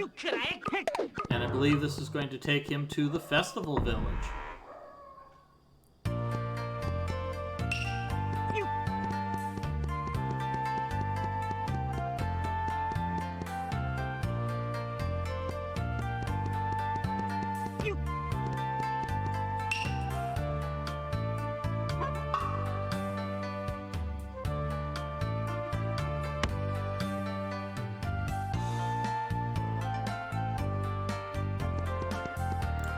Zenik really wants to climb this mountain, but you're not able to do this with your default weapons.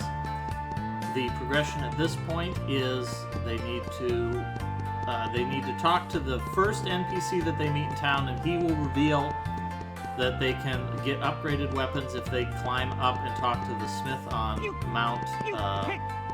Mount Fuji.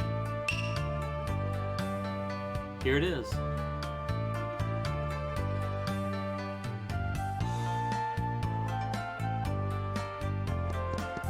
So that's a big old hint there for Alpha 5 to go all the way back to Mount Fuji and get an upgraded weapon. And I believe that is mandatory to complete the game, but that isn't mandatory to complete today's goal. If any of our players simply go through the other path, they will be able to get their mermaid magic, and they'll be able to finish up without doing this side quest. Which, maybe that was an oversight, but you know what? We're just going to run with it.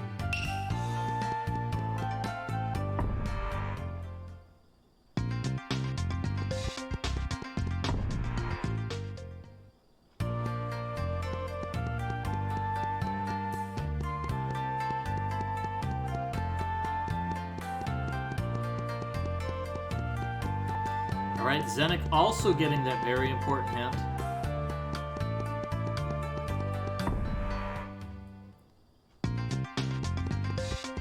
Kapow's using Impact Goemon power, pushing this crate, and that's going to reveal a new area.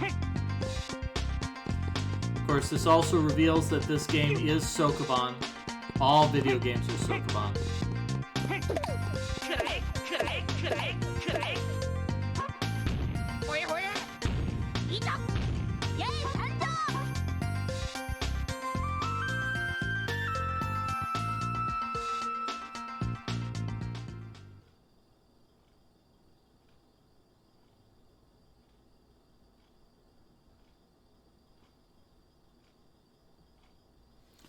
Alpha's trying to figure out which is the coffee shop closest to the mountain. He picks the right one. So this is going to go ahead and this is going to get Alpha another side quest completed and set him up for a quick finish in next week's goal.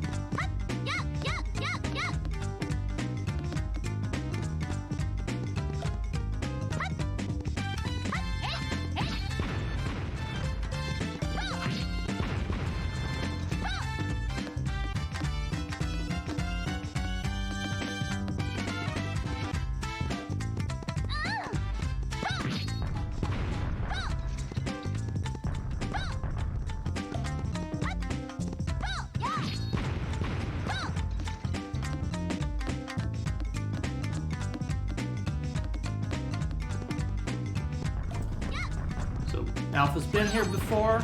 This is a nice bookend for the previous goal. In the previous goal, this was the first thing the players had to do. And now here we are again, climbing the mountain yet again. Alpha discovering you can climb ladders from the wrong side. There's no reason why you should do that, but the game lets you do that anyways, just so that you can embarrass yourself when you get to the top and hit your head.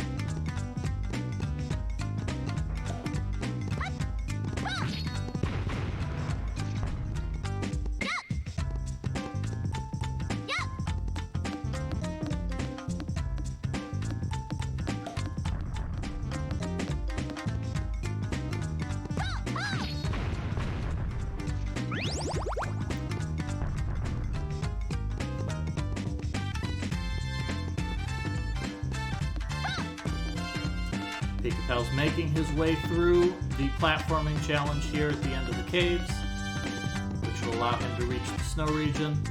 Piper very wisely picking up some plum rice balls with all of this money that he's carrying.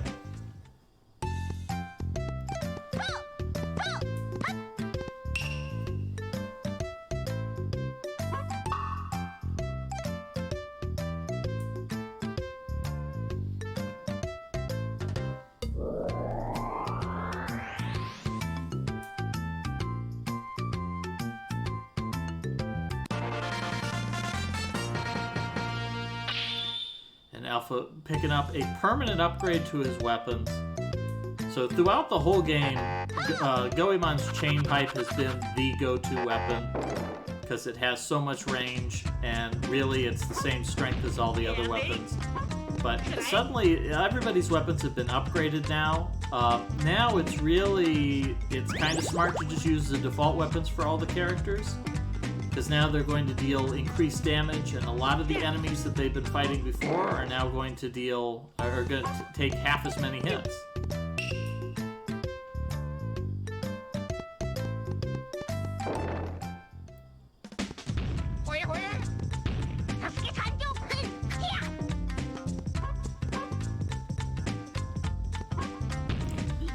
See, Zenik is back at Mount Fear. Is just going to kill all these ghosts here. Unfortunately, that's not going to do anything for him. Okay, so I see here. Alright, I thought that there might be something else to it. So in order to go to the waterfall, the players are going to have to first climb Mount Fear. So all the players are going to have to do this in the same order. I had wondered about this.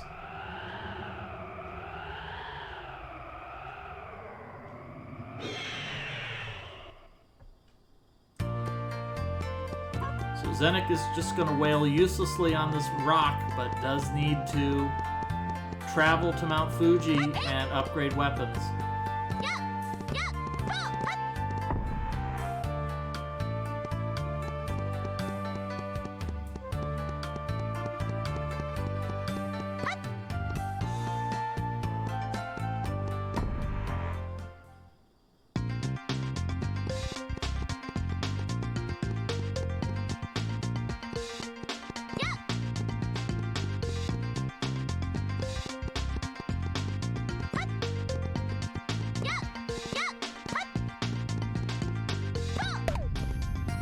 We see here Alpha hits the rock with his level 2 weapon and splits it in half.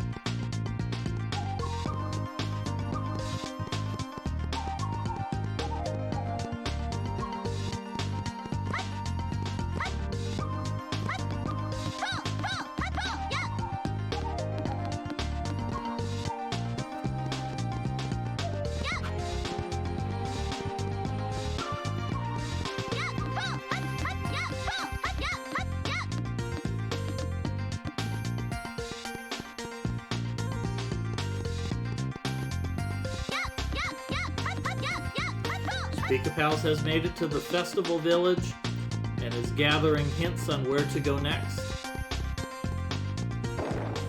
So at this point in the game, the progression is the players do need to go to the festival village, they need to learn about the pipe maker, return to Mount Fuji to upgrade their weapons. That will allow them to climb the mountain, and then for a mere 300 coins, they will be allowed to summon the spirit of the wise old man to learn where they need to go next.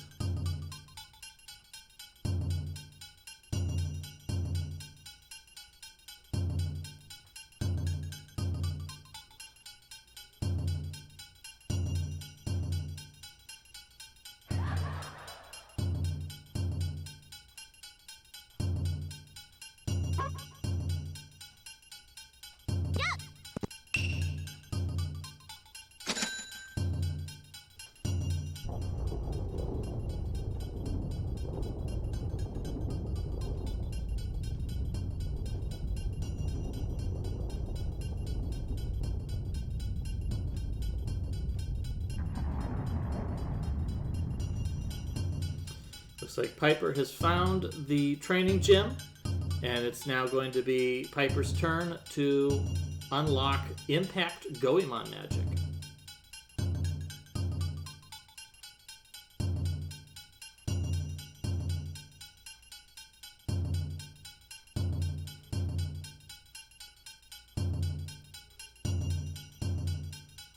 Super Saiyan Goemon. It's legally distinct Super Saiyan.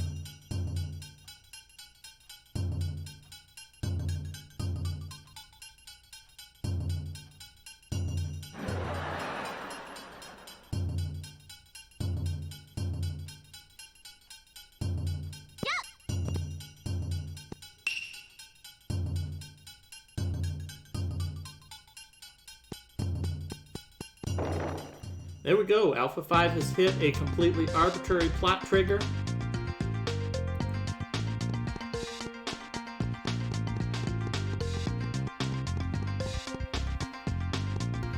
And this will allow him to go learn his mermaid magic, which is the final objective of today's goal.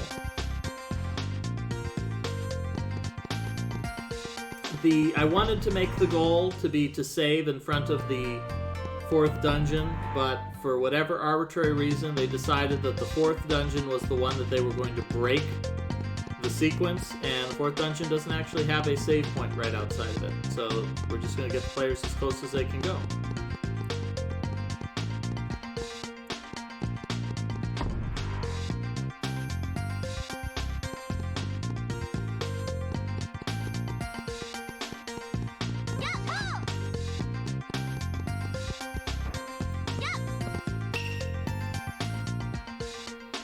Piper having a little bit of trouble with this minigame. Once again, the strategy is to just be aggressive. If you just rotate in a circle, throwing boxes at each one of these guys, it'll keep them pretty low down.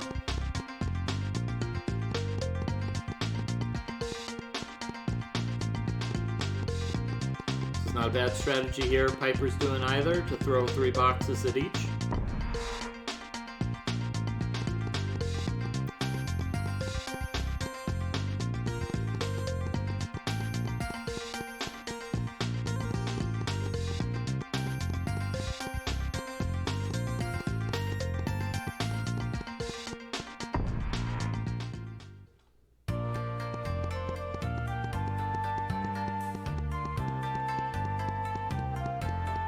So it looks like Zenik has picked up that they need to go back to Mount Fuji, where they will pick up the level 2 weaponry. It looks like Pika Pal's also getting an important hit there. Switching to Yay, getting out that... Oh, no, not flute yet.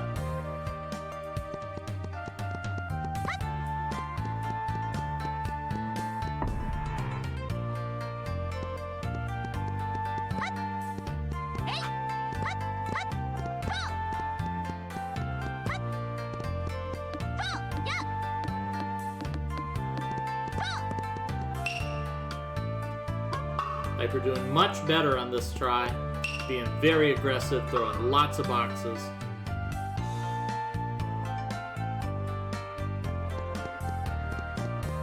Just gotta hold it out. 4 more seconds. 2, 1, and Piper has done it. Piper has cleared the minigame and unlocked the 3rd magic, Impact Goemon power, Sudden Impact.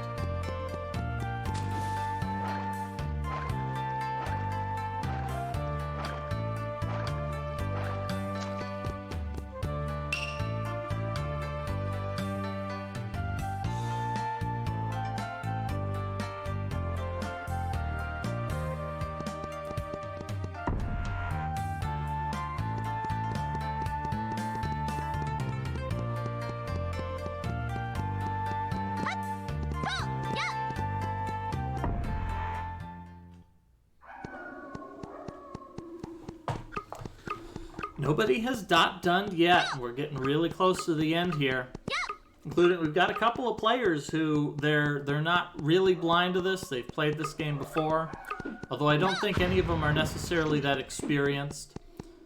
We do have a couple of runners. In particular, I notice if you check out the SRL page, Mid-Boss, a former competitor in Mystery Tournament and a member of the community. He does a lot of speed runs on this apparently, and he has some records in SRL for it. So we may see a dot done at any moment now, perhaps from one of our off-stream players. Here's Alpha 5 has found the waterfall that will unlock the mermaid magic.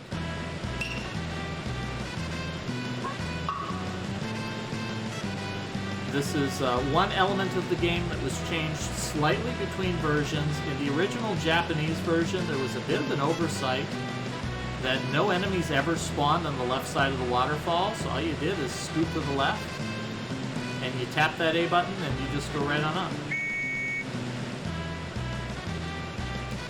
But because this is the US version, Alpha's going to have to actually earn his mermaid magic.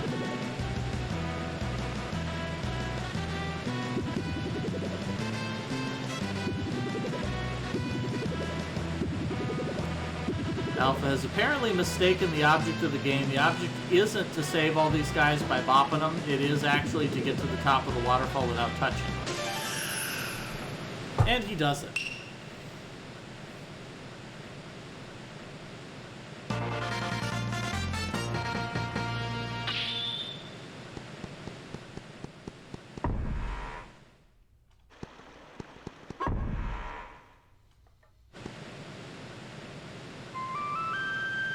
And Alpha's not even going to try to walk back. He's going to whip out that flute, and he's just going to skip directly to the town. Good time save decision there.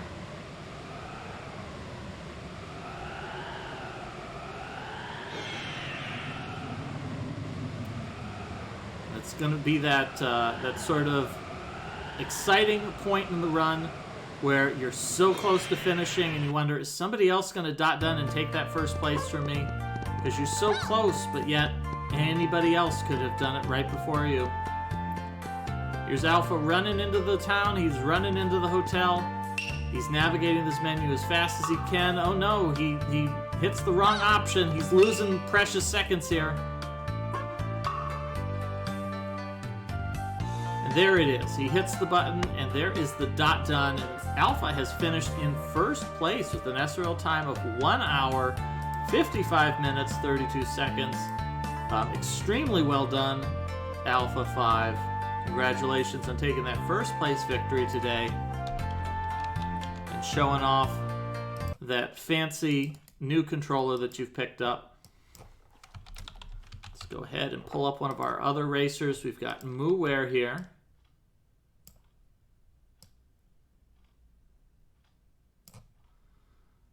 We're trying to figure out how to get past this stone blocking his way up the mountain.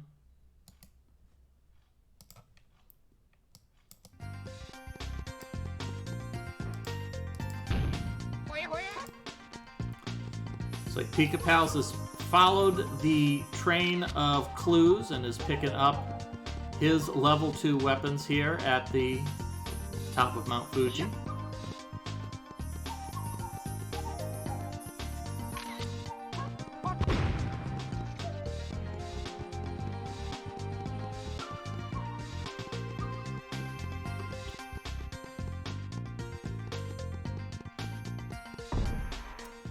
Piper's found the box, not quite certain what to do. They need to use Goemon's magic here.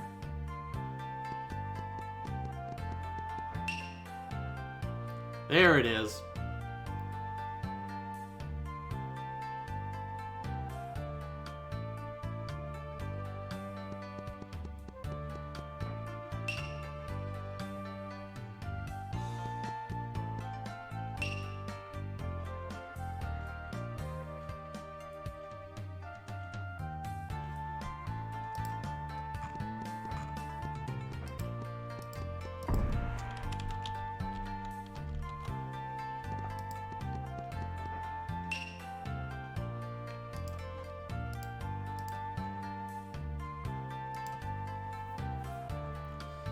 So Zenek has followed the trail of clues, has gotten the wise old man, and now Zenek will be able to climb the waterfall and get mermaid magic.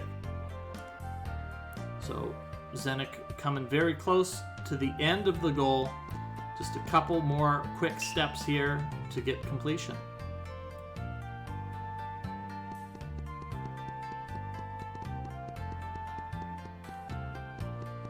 Piper picked up another fortune doll somewhere, is up to 9 hearts now.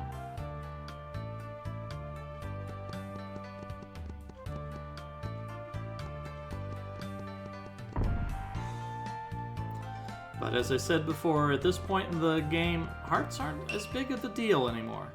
I think the players are through the worst of it.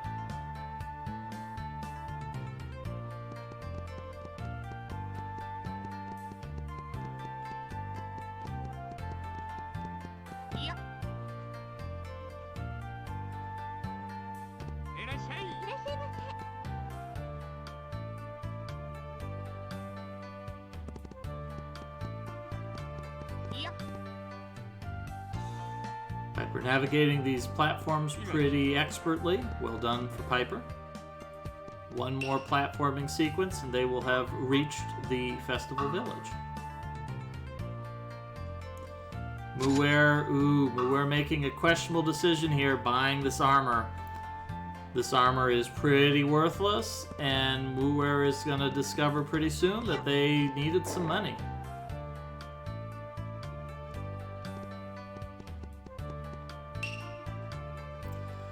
Alpha asking, was my sound delayed on stream? Some people said that they thought it was, but it was not enough that I really noticed.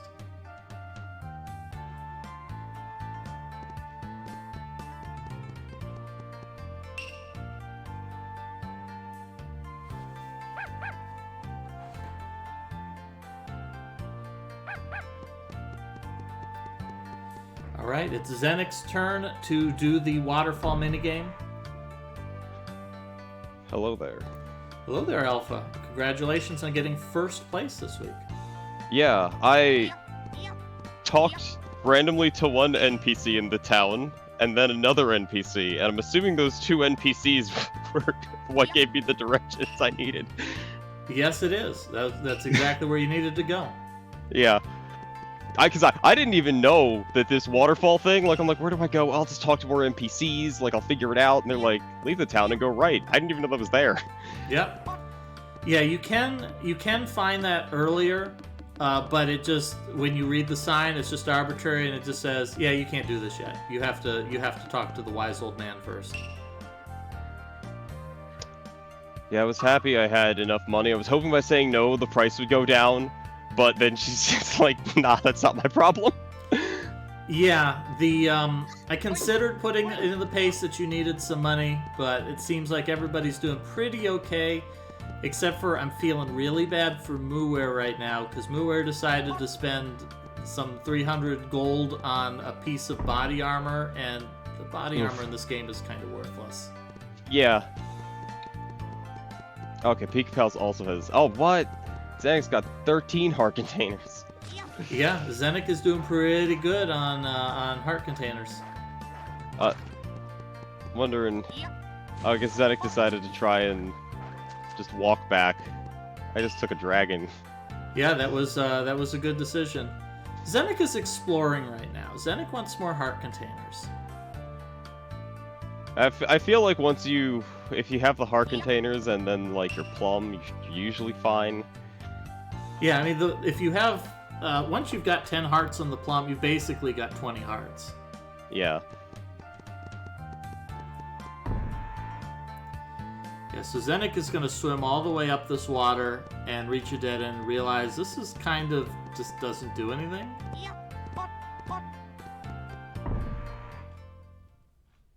You just need it to do something. There it is. Zenek made it to the top of the waterfall.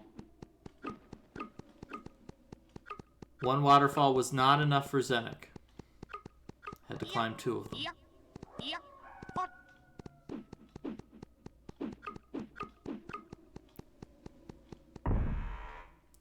So what's your opinion of the game so far? We didn't get to have any giant robot fights in this week's goal. No, I was wondering if there was going to be one. At first, I thought the game controlled horribly, and then I bought a new controller, and then I thought the game controlled much better, and I was much angrier at the camera instead. Yeah, that's about that's about the par for the course for a Nintendo 64 game. Yeah, it's so close to being like really, really good, but it's just missing a little bit, I think.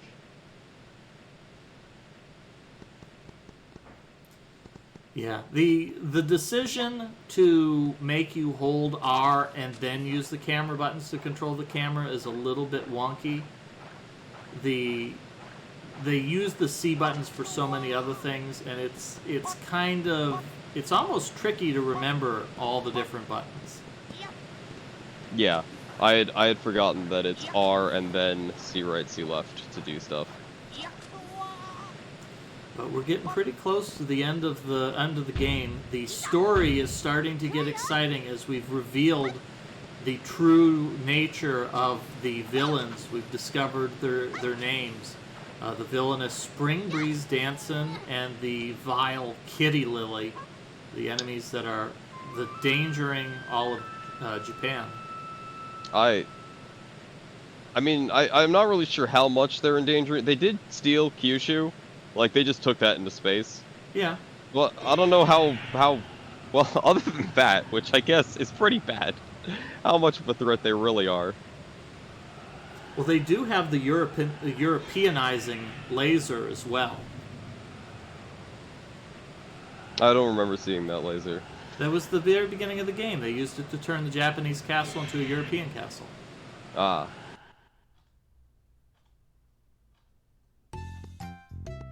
Man, everybody else's dragon rides look so much smoother than mine. The dragon ride takes forever.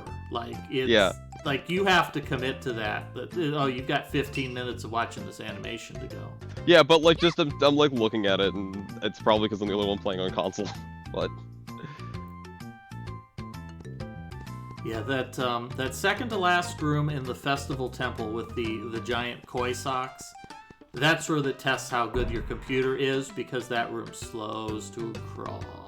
Yeah, I didn't have any lag there, like maybe some input delay, but I think that's just the game.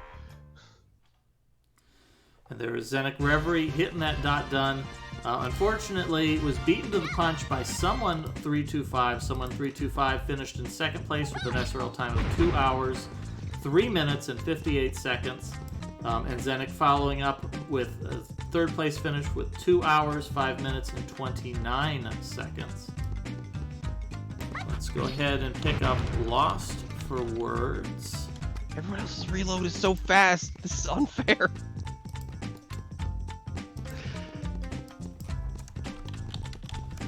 What did you think of the music in that castle?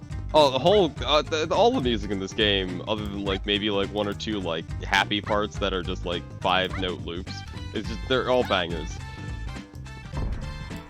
Yeah, and it gets better. The next week in particular is the dungeon with my favorite musical theme. Everything about the next dungeon is my favorite. So hopefully you guys enjoy that. This game is just going to keep getting better as we get further on. And of course, I know you guys are excited for more giant robot fights, because you know there's got to be more of those. Oh yeah, I'm excited for that. So we talked a little bit about it earlier in the broadcast, but we'll go ahead and mention this again. We've decided on our next weekly segmented blind, haven't we, Alpha? Yeah. Gonna do some good old oracles. Yes, you know, do the blue one, then the red one. Yeah, we'll be playing Oracle of Ages on the Game Boy Color. For those who don't know, there was 2 Legend of Zelda games released simultaneously, developed by Nintendo and Konami together. Capcom. Capcom. Yeah, Capcom. This is Konami. Not that game. Yeah. But developed... Part of Project Flagship was the name of it. And that originally they planned to have 3 games developed. They pared it back to only 2 games. And the games are unique in that they link up. That whichever game you play first, when you complete it, you're given a password you can use, and then the second game will have some connectivity to it, unlock some special items. So eventually we'll be playing both games, but we're going to just start off with one, and we're just going to ease into it there. The third game, because it was a 3-game contract, and the reason they pared it back was they found it basically impossibly complex to link 3 games to be played in any order. So they pared that back to 2. Oh. What'd you say, Nico? I thought that the original idea was they weren't going to be like the final games were play them in whatever order and they linked. I thought the original idea was going to be just 3 games and this is the first one, this is the second one, this is the third one. Yeah, it wasn't sure, but they just found it, because if it was like that, they would have done it, but they found the problem to be way too complex, so they pared it back. They changed what ended up turning into Oracle of Ages' story about halfway through, which is very noticeable, because the game didn't have any time travel in it for the first 5 dungeons. It was supposed to be about colors. And what ended up happening is, well, they still have one more game on the contract, so instead they just made Minish Cap. Oh, interesting. I didn't realize that's where Minish Cap came from. Yep, Minish Cap came from the final game on that contract. I think the Oracle's games are really good, especially as a casual playthrough. They're just good games. And there is the dot done from Pika Pals, finishing in 4th place with an SRL time of 2 hours, 9 minutes, and 19 seconds. So I think we've got only one other player in the race, Nighty. Let's go ahead and pick up Nighty and see where he is in today's goal.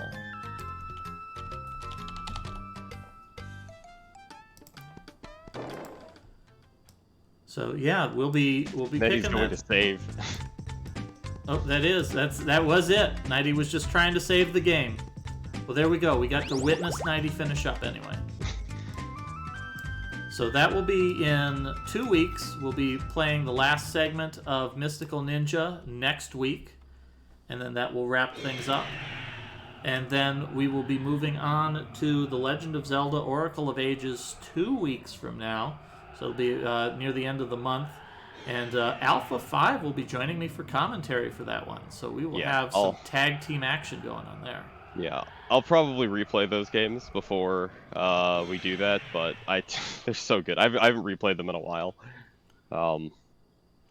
And, you know, there's no... I'd say in terms of movement, there's a lot less quote-unquote speed tech. You can do some dumb things with bombs, but compared to a lot of other 2D Zelda games, it's, outside of, you know, just horrendously breaking things, it's fairly glitch-free in terms of its movement. Yeah, it's also, I'd say it's a lot more straightforward than the 3D Zeldas. It wasn't too long ago we had The Legend of Zelda Ocarina of Time on this channel, and that one, there was a lot of confusion there that there's, you know, items that you pick up from random places that you need way later in the game. There's a lot of sections where it's just wandering around, talking to a bunch of NPCs to figure out what the heck you're supposed to do next. The Oracle games are a lot more straightforward, that they're pretty much broken up into 8 segments, and it's do a thing, get a dungeon, beat a dungeon, find the next thing.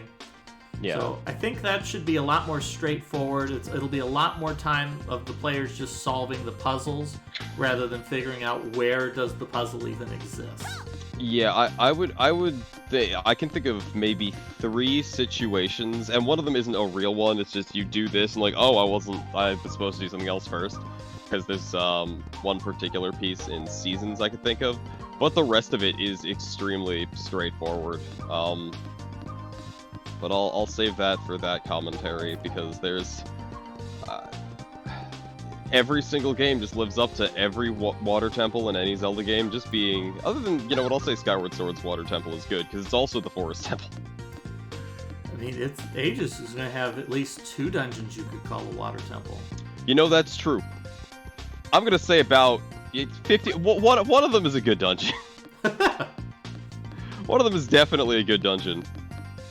The other one has a hookshot equivalent in it, so you know it's going to suck. So in the meantime here, we've got Muware. Muware is coming up on a moment of heartbreak here. Muware is going to talk to this fortune teller and learn that he owes her 300 Ryu to progress with this game. Unfortunately, he blew that in this piece of shitty-ass armor that deflected exactly 4 shots for really no good reason. Yeah, I mean, fortunately, rooms with pots, the pots seem to respawn, so you can exit and re-enter. And, you know, it seems like everybody else has, like, really low loading times entering and exiting rooms, unlike me. Yeah, so we did see at the beginning of the race, Piper made an interesting choice. At the very beginning, Piper warped immediately back to Oedo Castle dungeon because there's 6 pots with money in them there, and Piper just farmed the crap out of that money to have some for buying some items. So I think that at least one of the players thought about that. So yeah, I thought you were gonna say, 'cause the first thing I did was I immediately warped there to talk to the plasma guy who I knew where he was. Yep. Yeah, well, I mean, we saw it in this plot that this game even got to the point where it's like, hey, where should we go next? Let's just go talk to the fortune teller. They'll tell us what to do. Yeah, it's just like, this is, you know, we can't figure out how to explain this, and your party would be too stupid to understand. Go use the in-game hint system, which is still only 10 Ryu per per telling. Oh yeah, it's completely affordable. So Muware has chosen to fight enemies here. Ooh, this is gonna take a while. I would at least move to another room where the enemies don't need to be cameraed. Yeah, this is awkward not knowing about it. I considered putting it in the paste bin that you needed 300 Ryu to at some point. Who's gonna blow that much money on the armor though?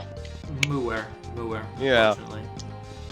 That is really unfortunate. Yeah, just a kind of a word of warning. The next paste bin will have a hint that you will need 800 Ryu to complete the next goal. Alright. So, time to immediately warp to the start of the game and farm. Yeah, or wherever. I think it's a convenient one, because you can just teleport directly there. At least I think you can. So we see Lost for Words has found the waterfall, but unfortunately there's nothing going on here. There's just these eels who just like to eat your life. Yeah, the eels are mean. Yeah, I see Lost for Words jumping around here. I don't think that actually makes you move any faster in the water. You lose a bunch of speed because you have to go through the entire fall down in the water and go up animation. Now we did notice one thing. I don't know if you picked up on it in the previous goal. You remember the part where you had to catch all the fish? Yeah. You seem to be pushing the B button an awful lot. I don't know if you ever realized you don't have to hit a button. You just touch the fish. That was all you had to do. I was told that, and like the first couple fish I went to, well, I pushed the button and then I whacked him and it worked. Oh, okay. So that works for you. Yeah, I mean, I was told by someone later that, oh, I didn't need to do that. That was, you just had to hit him. I'm like, oh, that sucks. Muware is slowly accumulating coins. At the very least, you get 5 coins at a time. This game isn't like Zelda where you get single rupees. So at the very least, there's a nice 10 there that gets Muware almost 10% of the way to their target. Would recommend getting so the one thing I'm curious about, especially if Maurice hasn't played the Oracle's games and is going to, how many hours he's going to lose to minigames. Yeah. Because the Oracle's games, one, have like the best minigames. You got dancing, you got baseball, you got, you know, dangerous murder Minecraft fixing items. There's the mini game where you have to throw meat to the Tokis. Oh, that one is impossible. Oh man, I've tried forever to get the max stuff on that. It is hard. And then there's the mini game with the there's the shooting targets from the minecart. That one's a fun one. Yeah. Yeah, there's so many mini games in that one. And There's a lot of dancing. A lot of them are mandatory. In fact, that's one of the chapters is just the mini game chapter. Yeah, that is a very interesting part of Ages. Seasons has its own mini games, but they're worse than Ages. I say that mainly because, well, there's only one minigame in Seasons that is better. And unfortunately, because of the way we're linking the games, we're going to miss one minigame. Miss a minigame? There's the technical minigame of Donkey Kong that you have to play if you go Seasons into Ages.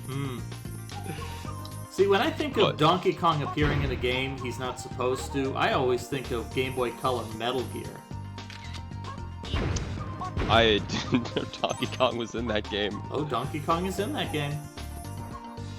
He's throwing his barrels and you gotta not hit them. Yeah, that's another one that might be fun to do. Although that's post-game, unfortunately.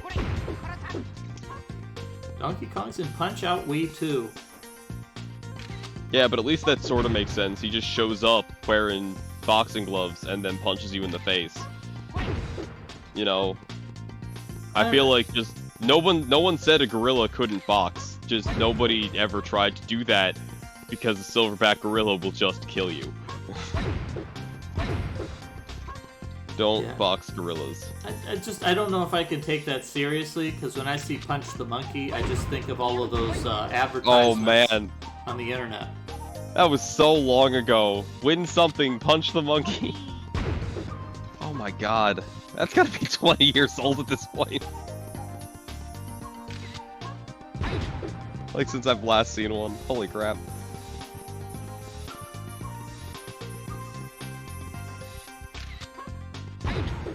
Zenik saying, interested, most of the players went to the witch before getting the mermaid power. You do actually have to do the witch before the mermaid power. You're not allowed to play the mermaid minigame until you've spoken with the witch. In my defense, I would have gone to that area earlier, but I didn't see the turn, so I just walked straight.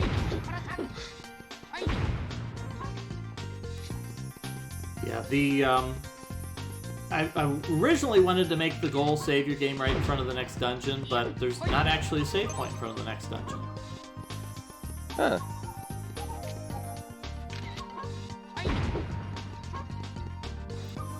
Someone 3255 says, so talking to people in the town did nothing. No, I think that the plot triggers for this one is you have to go to Mount Fear, and at some point it hits the trigger that says you can go back to Mount Fuji and upgrade your weapons. I thought it was just talking to the guy, and because I talked to a dude who said, hey, my brother lives on Mount Fuji, I've heard he's gotten better. I hear he's, like, if you use a pipe he made, then you'll be able to break it. Yeah, I'm not sure when the game actually makes it so he'll upgrade your weapons. Yeah, so I heard that, and then I ran forward, because, like, well, I might have to go back to Mount Fuji, but let me see if it's just talking about the chain pipe. And I went there, I found a thing I could hit, I hit it, it did nothing. So then I warped to Mount Fuji. Alright, so it looks like Piper has spoken to the witch, and is now looking for the mermaid waterfall. Which, if Piper just talks to everybody in town, somebody will point out that there is a magical waterfall nearby. Yeah, it's just some dude who's, I think he's at the front of, like, that festival area. Like, I talked to the drummer, I talked to one other person, and I talked to that guy, and he's like, hey, there's a waterfall if you leave the place south and then turn right, and you'll be at this cool waterfall. And in my head, I'm like, that sounds like a place with stuff. Mm-hmm. Like, I think it's that woman right there, or, like, I guess I'm casting out of Malay, but of, like, the woman right at the front. Mr. Plasma. Mr. Plasma. Plasma!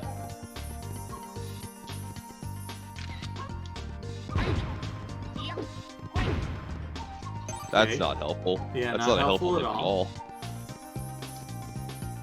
Oh, there you go. Talk to everybody in Festival Village. Zenik asking, how many people got the meat stick? Did you get the meat saw hammer, Alpha? No, I didn't get a meat saw hammer. So in the there is one optional item in this game, the meat saw hammer, It's in the festival. It's in the festival castle, and if you collect it, it's a weapon for Ibisumaru. And all it does is if you kill enemies with it, enemies will they'll drop meat. They'll drop dumplings instead of coins. That's all it does. Listen, that sounds incredibly useful considering how I was running around that fucking dungeon with half a heart for like 2 minutes. Oh yeah, that was. I think I was close to getting it, but I kept failing a jump because the game is a little weird. Well, it was kind of confusing because you went in the room and you immediately looked and there was a ledge that was very easy, like in the corner. It's just like jump on this ledge and you can jump up to it. And you're like, fuck that shit. I'm going to hit these things with my ice kunai because that's way cooler. This was wrong, but it was cool. Ah.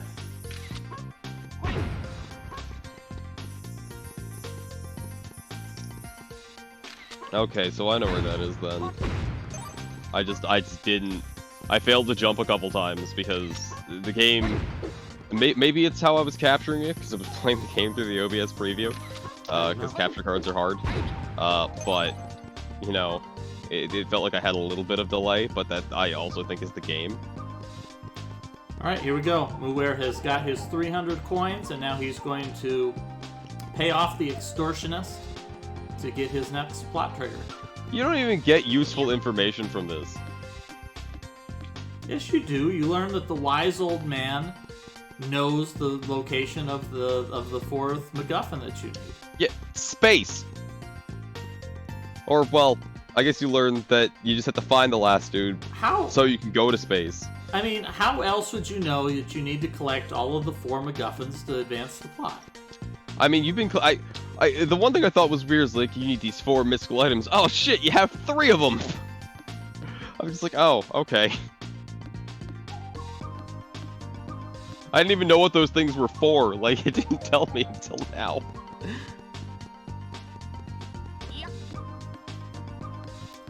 I mean, at least in this one, the items you get are physical things. That you got a physical moon, you got a physical star. You play Oracle of Ages and Oracle of Seasons, and you're getting things like the essence of the wind whispering through the trees, or the essence of the summer, summer sunshine. You only need like 3 of them because of how, for whatever reason, the game checks that you've completed it.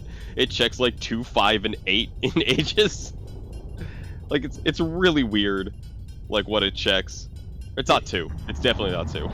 Yeah, they did a Oracle of Ages speedrun, but if you're interested in participating in a blind race, obviously you want to put that off until after you have joined us in our I would recommend. I mean, in fairness, the Ages speedrun I personally think is like the worst thing ever because you don't fight anything. Yeah, Ages you just go into dungeons, you grab the items, and then you leave because you don't need to complete like any of the dungeons. The game barely checks anything, and then you do arbitrary code execution to work with the credits. Mm-hmm. Whereas Oracle of Seasons is even better. You find a rooster, and then you duplicate that rooster some infinite number of times, and you use that to walk to the final boss because you despawn what prevents you from entering the final boss's lair. Piper. Alright, Piper notices that there is another doorway here, and this is going to get Piper to the end of the goal. Rooster Adventure is sure a thing.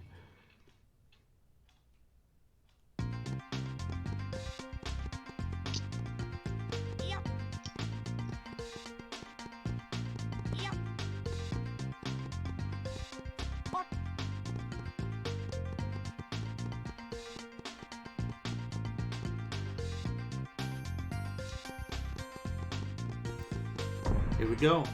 Piper is preemptively figuring out how these magic spells work.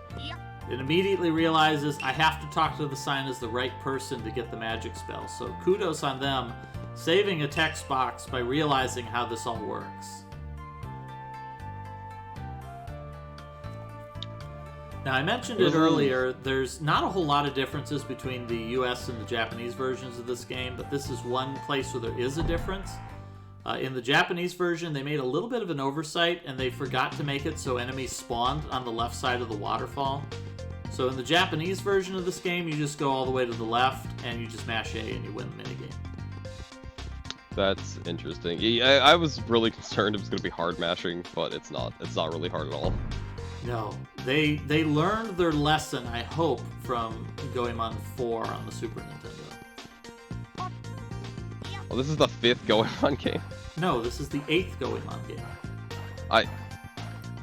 There's so much other plot context we're missing out on, clearly. You're not missing anything. I really don't think I am. There's the original 2 Goemon games for the NES. Then there's 2 turn-based Goemon RPGs on the NES. And then there are 4 Goemon games for the Super Nintendo. There's the spin-off, Bisumaru's Maze for the Super Nintendo. So this is like Goemon 10. And there's a second N64 Goemon game. There's the Game Boy Color Goemon. There's 2 PlayStation Goemon games, including the one where they decided to remake all of the characters. They decided that all the characters weren't nearly cool enough, so they made Goemon into a slim, super cool guy. They made a Bisumaru into a tiny girl with a giant hammer. And Yae is exactly the same because she was already anime. Why is Bisumaru that? I don't know. They decided that's what they needed to do. Huh.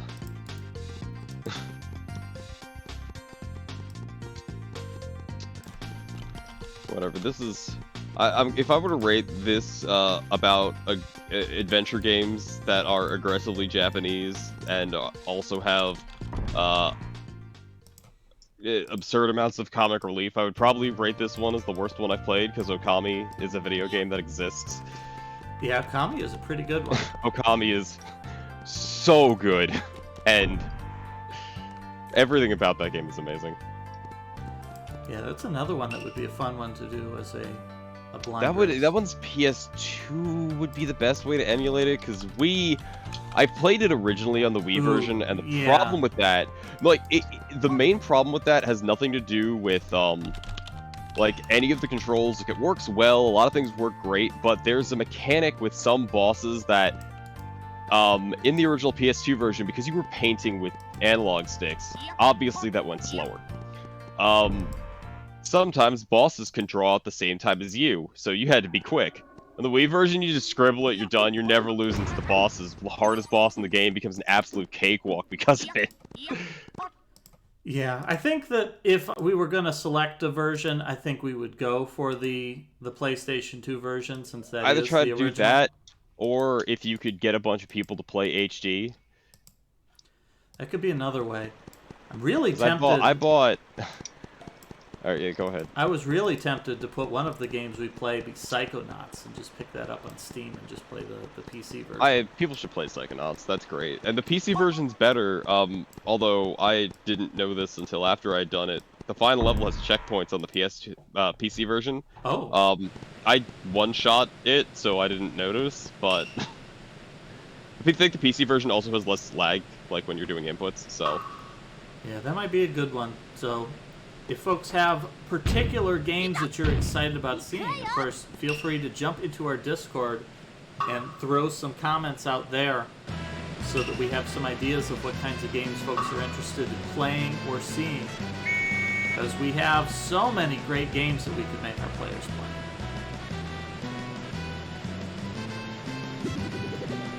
Alright, Muir is on the final minigame of the goal.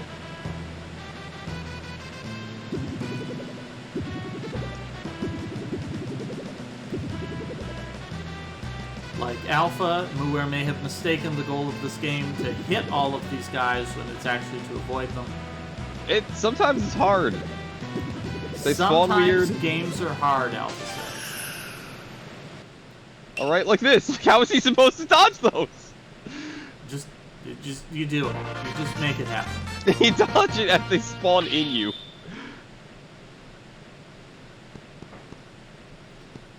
There we go. Oh, Muir's gonna walk back. That flute is really a time saver. Walking anywhere in a video game is always a mistake. There was one time I didn't flute because I'm like, yeah, I'll walk back there. And then I'm just like, oh, wait, maybe I'm supposed to go here? There was a big bridge here. Because I couldn't think of any other ways to go to Kyushu. So...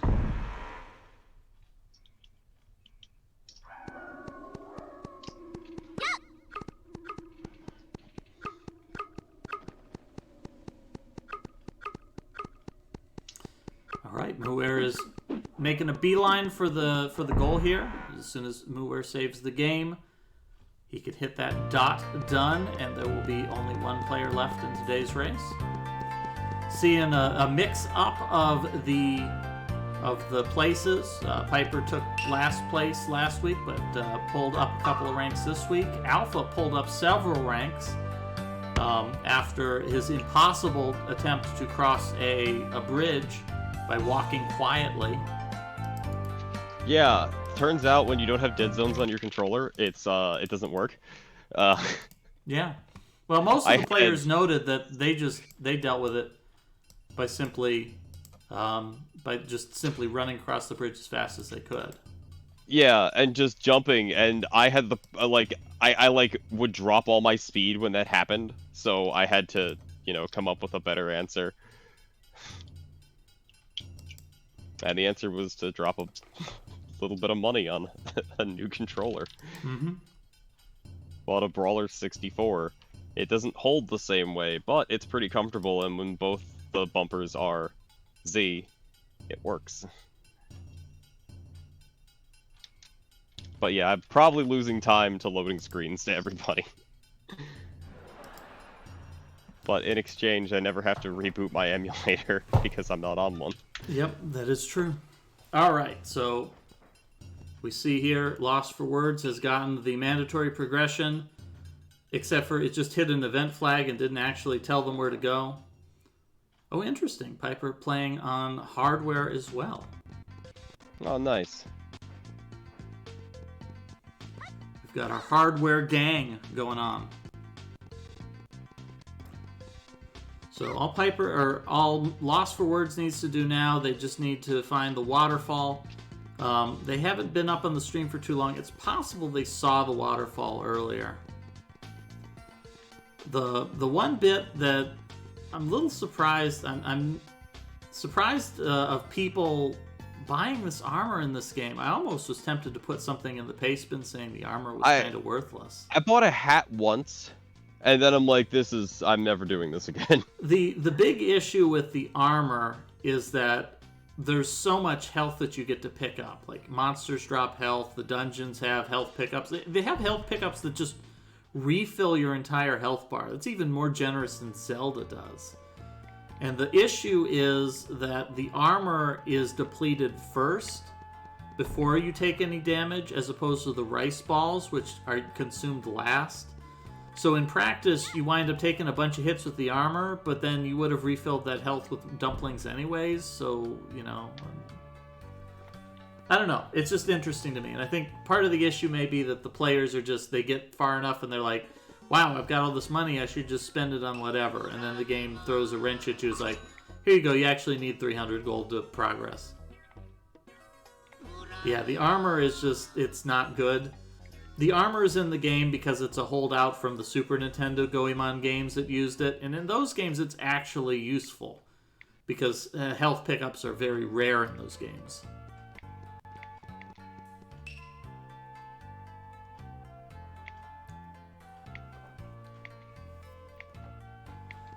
Alright, so we've got Lost for Words is talking to the NPCs, getting hints. There's a waterfall of Keygun somewhere, and now just needs somebody to say, here's where the waterfall of Keygun actually is.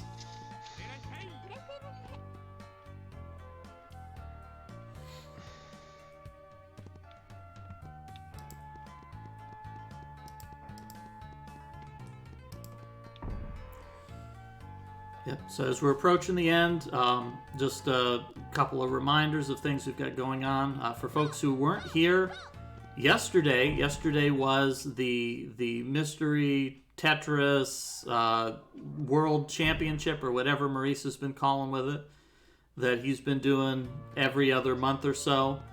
That he gets a bunch of people together who want to play sort of amateur Tetris high score challenge.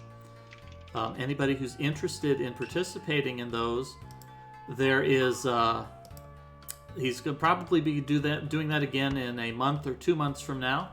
So if you're interested in picking up a little bit of Tetris practice, feel free to... Did Lost for Words... Oh, Lost for Words has forfeited. Okay, Lost for Words isn't sure where the waterfall is, and so has decided to go ahead and forfeit for now. But they've saved their game, so they're not too far behind. Hopefully they'll be able to pick that up later. Oh, Lost for Words has forfeited. So, at any rate, hopefully they will catch up and be able to join us again in next week's session. Because next week's going to be pretty fun. We're going to do my favorite dungeon in the game, and we're going to have the exciting finale. We are going to be able to finish up Mystical Ninja starring Goemon next week. That'll be Sunday, July 18th. That'll be a lot of fun. And then, as we said before, it'll be our next game is going to be The Legend of Zelda, Oracle of Ages for the Game Boy Color. And Alpha 5 is going to be joining me for commentary in that race even. Mm-hmm. So that's going to be a lot of fun for us. We have, of course, we've got the... we've still got Steam tournament going on. A couple of those races get restreamed. That's been kind of hit or miss. We are looking for a lot of new streamers. So if you are interested in doing some restreaming on the Mystery Funhouse channel... maybe catching some of these more obscure games that we have coming up in our tournaments. We hope that you will join us for some of those. And then there might be, I'm still waffling on it, it's entirely possible that there'll be something going on Tuesday evening. I haven't quite finished that up yet, but if you stick around, there might be something Tuesday evening, maybe around 7 o'clock in the evening. We might have a special broadcast, so you might want to keep an eye out for that, and we might have something fun going on. That'll be curious. I don't know what that is. So at any rate, we've got stuff coming up. Hopefully you'll join us again next Sunday for the exciting conclusion of Mystical Ninja starring Goemon, where our players are going to go into space and they're going to punch things with a giant robot. And we will have the Legend of Zelda, Oracle of Ages coming up after that with commentary by myself and Alpha 5. So let's go ahead. Let's go ahead and raid. Looking through, I don't see anybody who's playing anything on the N64 that looks that fun. Let's go ahead and let's raid Limalicious. She is playing some Monster Hunter Stories for the PC. So that'll be a lot of fun. An opportunity to see a blind race. And Limalicious is a lot of fun. Has some good game commentary while she's playing, so that'll be a lot of fun to play. Hopefully everybody will be back here again next week, next Sunday, for the exciting conclusion of Mystical Ninja starring Goemon, and be ready for our next race. Thank you, Alpha, for joining me in the commentary. Yeah. And we will see you folks here again on the Mystery Funhouse. It's always a mystery what we're going to play, but we'll find out what it is together. Have an enjoyable rest of your evening, and we'll see you here again on the Mystery Funhouse channel. Bye-bye.